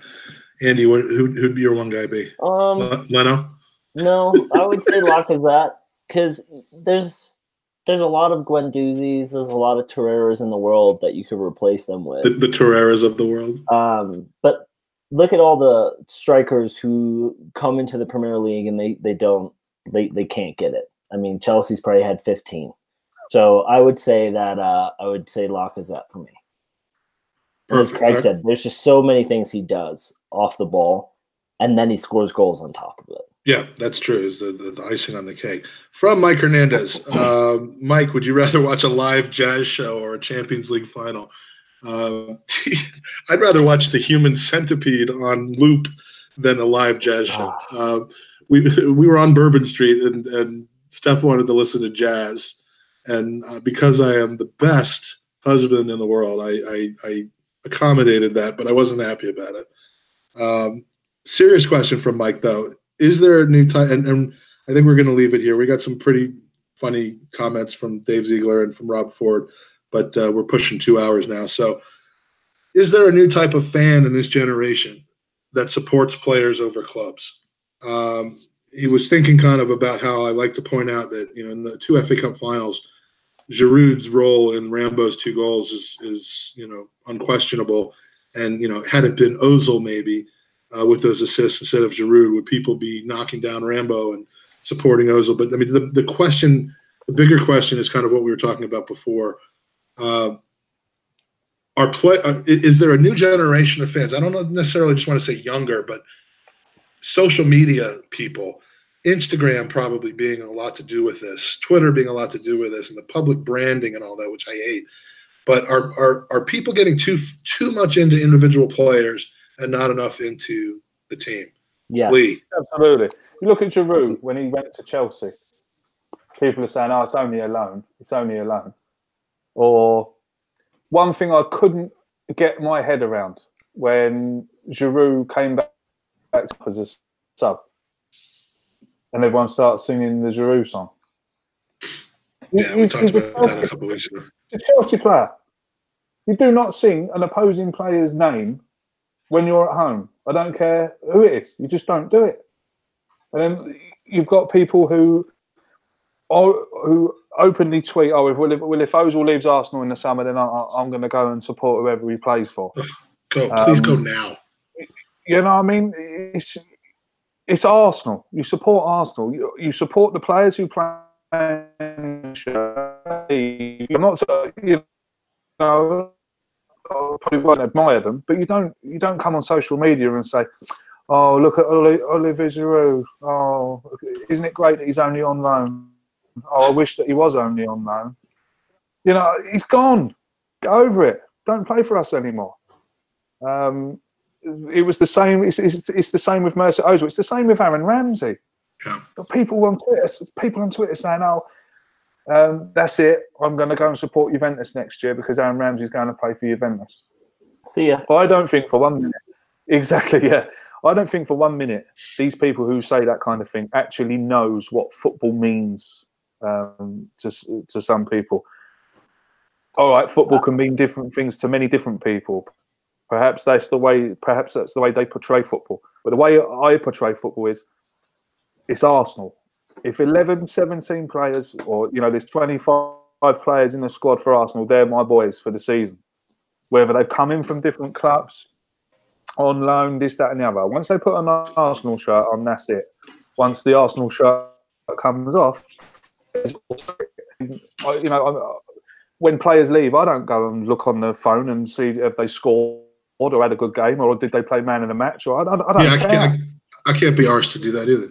Yeah, so yeah, there is some really weird football supporters on social media, and I think social media has a lot to answer for in that case, and especially within the Arsenal fan base. There seems to be a lot of I'll rephrase that. The Arsenal fan base on social media, as Andy pointed out earlier, there just seems to be I don't know. This disconnectedness with Arsenal. I think what's happened with Arsenal is when we won the league unbeaten, everyone, you know, a lot of people changed allegiance. So I'm an Arsenal supporter now because I support the club that won the league unbeaten. I mean, a great example of it. Last year we were on holiday, and I met a fella from Newcastle, right? More Geordie than Ant and Deck. And if you don't know who Ant and Deck are, you can Google it. But I said, "Oh, you're a Newcastle fan?" No. He says, "I support Chelsea." I said, "What do you support Chelsea for?" "Oh, I changed when Roman Abramovich took them over." So he used to support. At least he can Newcastle. fucking admit that. That's the balls to admit that. Yeah, but he had the balls to admit it. But this is what you're fighting with. Yeah. This is what's happening. This is what's happening now. I mean, you can go on social media and put on your profile Arsenal supporter, but then 2 weeks down the line, I can say, do you know what? Actually, I've had enough of Arsenal. Craig Scott, Manchester City supporter. Then you can jump into Manchester City conversations. Now, it's ridiculous. I want to get your thoughts on. I blame two things for this, and then Andy and Lee, I want you guys to weigh in as well. Two things: one, Instagram; the other, FIFA. Do you think that those two things? And I'm not kidding. Do you think that those two things have an impact on why we're seeing what we're seeing? Yeah, because this happened to me last summer. I was walking through Golden, Colorado, which is a little city, and I was wearing an Arsenal shirt. Yeah, it's a beautiful place. And there was a kid, probably 15 or 16 years old, also wearing an Arsenal shirt. And he came up and gave me fist bumps, and we talked for about 2 minutes, and his buddy booed us, and I went, "Well, who do you support?" And out of nowhere, he went, "West Brom." And I went, "Why?" Because he's American. He went, "FIFA." I hit random on the pick a team. West Brom came up, and he goes, and he's like, "I'm a big baggy now." And this kid's 15. That's kid's 15 or 16. So that's why I think FIFA has that relationship to football. I think it creates people who don't know the sport to play the video game, and they support teams. But Mike, I agree with you. Social media and the brand management of Nike and Adidas have created players to become bigger than clubs. Cristiano Ronaldo leaves Real Madrid. A lot of fans go with them. I got into an argument with someone on Twitter recently, and he told me the reason that we are all Arsenal fans is because we loved the brand of football and how attractive it was. I said, no, I love Arsenal Football Club because I was born close enough, and that's who I was raised to support, right? So, and I was actually not true. And I was surrounded by people who were Gooners, and it's generation through my family. That's why I support them. Now, if you came to support Arsenal because Thierry Henry was your favorite player in the day, excellent. But don't leave Arsenal to go to Barcelona and then to New York. Exactly. That's leave not with him. Yeah. Right. And I've got some American friends who don't support specific clubs; they support players, right? And I had a friend who he loved Lua, and he's like, I just love to see him do well, right? What a random player. Like that. You know how I feel about Jason Puncheon. He didn't follow him from Portsmouth to wherever and go, that's my club. He just went, I support a player. He's like, I just love watching good football. Where'd he go, Brighton? And I bet he didn't support Colchester United. Exactly. Which is where he first played for. Yeah. So at the end of the day, picking a team based on those things is one thing, and a lot of people, especially Americans and people from other countries, may not have really another way to go about it. So that's fine, but it's the player over club thing, where if you became a West Ham because you liked Solomon Rondon, and and he went to look, if you didn't have another club, fine, but this is how I see it, Mike. Right? When you start putting it in front of the team. If Giroud, Ramsey ever come back to play at the Emirates, I think that you should applaud them when they're doing their warm up or when they're done. For the 90 minutes they are playing against us, they are the enemy, right? You do it after. Exactly. When Thierry Henry left the club, that was a tearful day for me. I'm not embarrassed when Ian Wright left the club, again, he's the reason that I fell in love with this club, because that was kind of when I was growing up. Was a tearful moment for me. When these players leave, I'll unfollow them on social media because I could give two shits about what they're doing in their lives at that point. But when they come back, I'm going to show them the respect. Alexis Sanchez, Van Persie, they can fucking tear an ACL at their first training session for all I care about, right? The way they left the club was diabolical and absolutely ridiculous. Okay? So for me, you know, if you had a great tenure here, I wish you all the best. But when you come back for that 90 minutes or however long you're on the pitch, I wish you nothing but ill will, because I want us to win. Yeah, so when we play Juventus we're a different in the Champions League generation. final next year, how we're all 30 years or older. We're talking about these social media people who are, or these people that follow. They're all 20 and under, Mike. You know, well, he's not 30 yet. He's like 60, isn't he? His camera's about to go off again. All right, but I think that's where I think that's where if you're 25 or under, I think that you follow player. I don't think you follow club. I think that's the way it is. And that's just going to get worse then as more and more people get cycled through. Lee, now you are the papa of the group. Let's just be clear about that. Mike just said you were 65. I know how much you bleed Arsenal. I've seen it. I actually got it all over my shirt one time. Does this whole player thing? I mean, does it drive you as crazy as it drives the rest of us? Really, or more? Because you have to you go back into the day when I first followed Arsenal. I followed Arsenal because of the yellow and blue shirt with a big cannon on the sort of chest, and Liam Brady. But Liam Brady left. I was absolutely gutted when Liam Brady and Frank Stapleton left Arsenal. More so, as much as I loved Liam Brady, more so Frank Stapleton because he went to Man United. But once they go, and they were my two sort of idols growing up, once they go, you move on to somebody else. Someone else comes along, and then the next sort of idol for me was Charlie Nicholas, and then, you know, the likes of Paul Merson, Ian Wright, and Kevin Campbell, of course, you know what I mean, and Patrick Vieira. You know, we're all those sort of guys, and you know, Ray Parlour when he left, and I never went and supported Middlesbrough, you know what I mean, but everybody has different reasons for supporting their club. You know, my brother went and chose Spurs because of my granddad. You know what I mean? That's up to him. You know what I mean? Like, he didn't talk to him since. No, I've not really. Sad. Not got a good relationship with my brother because of it. But like for those things that these things happen, I'll go back to American football. You know, I followed the Washington Redskins when it first came over here because of John Riggins. Yeah. Now, John Riggins left Washington Redskins 2 or 3 years later, but you still follow the Redskins to this day. I would never change the allegiances for and go and support New England Patriots because they win every week. You know what I mean? Redskins my team, but they're not, you know, Redskins fans. You and I have been cursed to a lifetime of failure. So yeah, but that's how, at least 30 years of it. But you know, it's the same with cricket. You know what I mean? I absolutely, as a kid, idolised Jeff Boycott as, you know, as a cricketer. He played for Yorkshire. I now follow Yorkshire Cricket Club and go up to Leeds 3 or 4 times a year. Lee, you ever hear of a cricketer named Kevin McIntosh? No, just a question. He's the father of one of Jake's teammates, his club teammates, and he apparently was a almost England level professional cricketer. So I mean, I think you're about his age. So who do you play for? Maybe you. I couldn't possibly know that.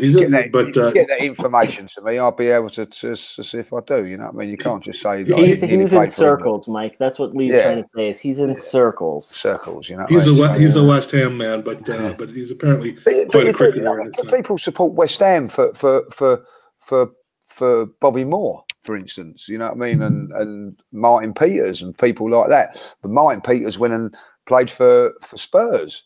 You know what I mean? So you don't got those West Ham fans that go. But I do feel that when you go back into that day and back when I was following football then, there wasn't social media. There wasn't the influence of FIFA. It wasn't the influence you had. I mean, you might laugh at this and you might even remember it, was you had the stickers in the book. I can't even think what it's called now. Do you know what I mean? You used to pick up the stickers, and that's how you knew all the players, and you know what a great thing that was. But but that's how it was. It's totally changed now, where social media has brought it all into one thing, you know. But don't get me wrong, guys. Don't get me wrong. There are kids out there that were Arsenal supporters and now have jumped to Manchester City fans because they're successful, or they jumped to Chelsea fans because they're successful. That's always been there. You know what I mean? You go back into the day, I had 3 or 4 of my mates at school supported Liverpool because Liverpool were the best. You're always going to get that. You know, we need the purge, like the big purge. Yeah, you know. Listen, I'm gutted that Aaron Ramsey's going to Juventus. You know what I mean? Now, are you gonna look at CFAX and see how he did next? No, but I'll tell you this now: if they're playing in the Champions League on a Tuesday night and it's Juventus, say, versus Real Madrid, just for instance, and Manchester City are playing Schalke, and I will press the red button and watch Juventus and Real Madrid and watch. Why would you want to watch the guy just sitting on the bench? Well, who knows? He might not be. You know what I mean? If he listen, you know, I'll say this now, and I'll say it to everybody in a year's time. Everybody going, God, do we not miss Aaron Ramsey? You know what I mean? I think he's one of those players that when he goes, we miss him a lot more than when than what he is now. But that's another debate. But what I'm saying is, you know, I followed Paul Merson when he went to Aston Villa and Middlesbrough, but I didn't support Middlesbrough or Aston Villa. You know, it was still Arsenal, wasn't it? I think that when the good thing, and Craig always goes on about this, but with what his dad says, you know what I mean? There'll be another. When one player goes, there'll be another one that comes in, and what'll happen is, you know, well, Aaron Ramsey is my favourite player now. Goes, there'll be another favourite player coming in. You know what I mean? And whether it be, it could be actually Guendouzi. Like, I think he's fantastic, but it could be somebody else, you know. And that's what we'll you know. Look, Ian Wright left this football club, and there was a big void because Ian Wright left, and then Thierry Henry come along. You know what I mean? And as much as I love Ian Wright, and everybody loved Ian Wright and all that, Thierry Henry made everybody forget about Ian Wright. Not in a memory sort of way as on the pitch, and that's what happens. And there's someone else will come along and replace whoever, and that's how it goes. Because if you think about it, before Tony Adams come along, there was Frank McClintock. You know what I mean? Like before Patrick Vieira come, there was Liam Brady. You can go on and on and on. Pat Jennings was a great goalkeeper for us. John Lukic was before Ashley Cole, you know. Yeah, exactly. You know, and so, but listen, you're always going to get, you know, young boys or young kids swapping and changing their team. And this is where Arsenal are missing out, because we're not being successful at the moment. So the young kids, you know, my Charlie doesn't follow Arsenal. Gutted that he don't. You know what I mean? Like, oh, I didn't realise that. I don't ever want to see him again. Who does he support? Well, he don't.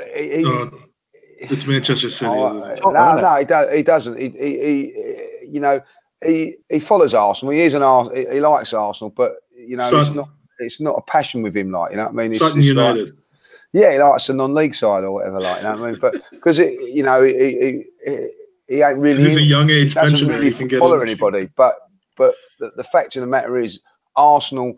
I took him to Arsenal and that, and he said, "Dad, they're rubbish. They're not very good, are they?" Like, you know what I mean? And then I had to hurt you.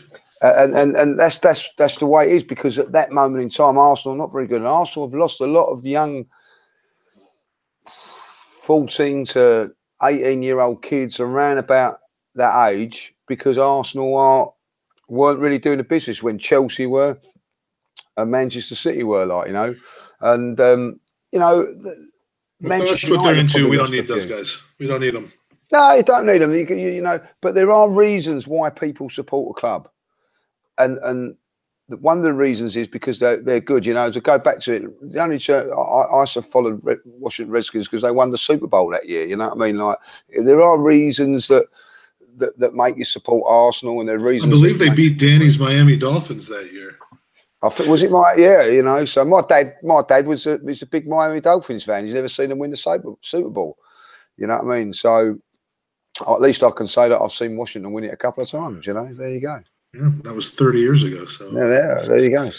I think it's a good place. That's an excellent question, Mike. And we're gonna leave it off there. Kevin McIntosh played for Nottinghamshire in 1978 to 1980, Surrey from 81 to 83, and then I think that was it. Maybe he played for England at one point. But anyway, look him up. Good bloke, even though he's a West Ham fan. Yeah, good guy. So, guys, you've got some stuff coming up. We talked before you came on about Thursday Night, Lee, but tell us how excited you are to be the prime attraction at an event that includes Winterburn and Campbell. Well, it's this is the great thing for the likes of Craig and myself. When people turn around and say to you, do things for money, we never started.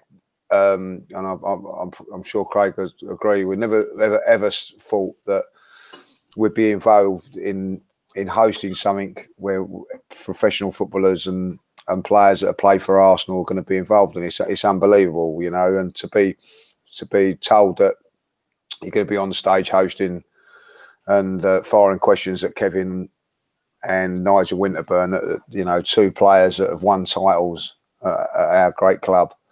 And it's fantastic when I'm lucky enough to have Kevin as a friend, but to go to these meets and greets and just meet these guys, you know what I mean, like and being part of that, but then to actually be involved in actually going there and to be able to sit down with Nigel and talk about Arsenal and the George Graham era and all that, like is something unbelievable. And to be hosting a show with other podcasts as well, and to be involved in that from our point of view, is very, very humbling. And I don't know about Craig, but I know it's a shame that Craig's over in Ireland, but apparently they're going to do one so that he can get over next year, or next season. But you pinch yourself that you're involved in something like that, and let me see you pinch yourself. Your fans want to see you pinch yourself. Yeah, well, you say you pinch yourself. I want to. I'm pinching myself on the leg. It's very humbling, and I can't. I'm really looking forward. I'm really looking forward to Thursday. After you've had him on, please point Nigel our direction, because he was my era, and I love the guy, and I would love to talk with him if he's. Do you know what? I will say, one of the fellas that works for me is a West Ham fan, and he said to me the other day, "Well, I'm meeting Nigel Winterburn. He had one season at West Ham, and they actually got relegated." And he said he's the best player that he's seen over at Upton Park for so many years, because he was like 38 years of age and so professional that he admires him to this day. Just for that, and West Ham can be very, very, hardcore fans, from that point of view. But that just shows you how good a player he was. So I thought it was fantastic left back, very, very underrated, if I'll be honest. Within a week and a half, he scored a screamer against Wimbledon and then ran across the pitch after in Anfield. I mean, and I just want to ask him what that felt like, which is just an incredibly intuitive question for a podcaster to ask. Yeah, what did that feel like? One of the things that I'd like to ask him is, he did get that wonder goal against Wimbledon because, probably at that moment in time, it was his ex teammates, right, that probably cost him what he thought was the title, because drawing that game that day, no one would have thought we'd have gone on to win the league at Anfield that day. So, how did he feel like his teammates all celebrating, his ex-teammates celebrating that, that he'd probably tossed away the league, which they never looked like losing until that last week of the season. Incredible, incredible to have somebody like that and be a part of something, for the same old Arsenal. That is, for me, to be a part of it is great. Craig started it all, and it was his idea. Well, and check out Same Old AFC on Twitter. I've seen details and links to there. If there's any tickets available, you should snap them up quickly, because it sounds like the perfect night out. Any other plugs, you guys? Craig, you guys potting soon? Next? Yeah, we're potting tomorrow. Yeah. All right, lovely. Please tune in. 7:30 live on YouTube. I'm not sure what time that will be in America. 2:30 Eastern. 2:30 East. Yeah, 2:30 Eastern. The perfect way to spend the middle of a workday. Yeah. So if you're at a loose end at 2:30 tomorrow afternoon, come and subscribe to us. Come and follow us on Twitter at the Same Old Arsenal. Same Old AFC. You can subscribe to our YouTube channel, the Same Old Arsenal. Just put it in the search bar, and you shall find us. It'll be great to see some. It'll be great to see some new people in the chat. And obviously, gain a couple of subscribers. That'd be great. Hey, and you deserve it. And the way that you support us when we have you on, and even when we don't have you on, the way that you support our charitable efforts for Gooners versus Cancer, I honestly couldn't find better friends to have met through this whole thing who just I really care about. And we joke around with each other a lot, but I mean I really care for you guys. I appreciate you guys. I'm glad that you were able to join us this week. Yeah, thank you, boys. Andy, it's always a great one when we merge the pods.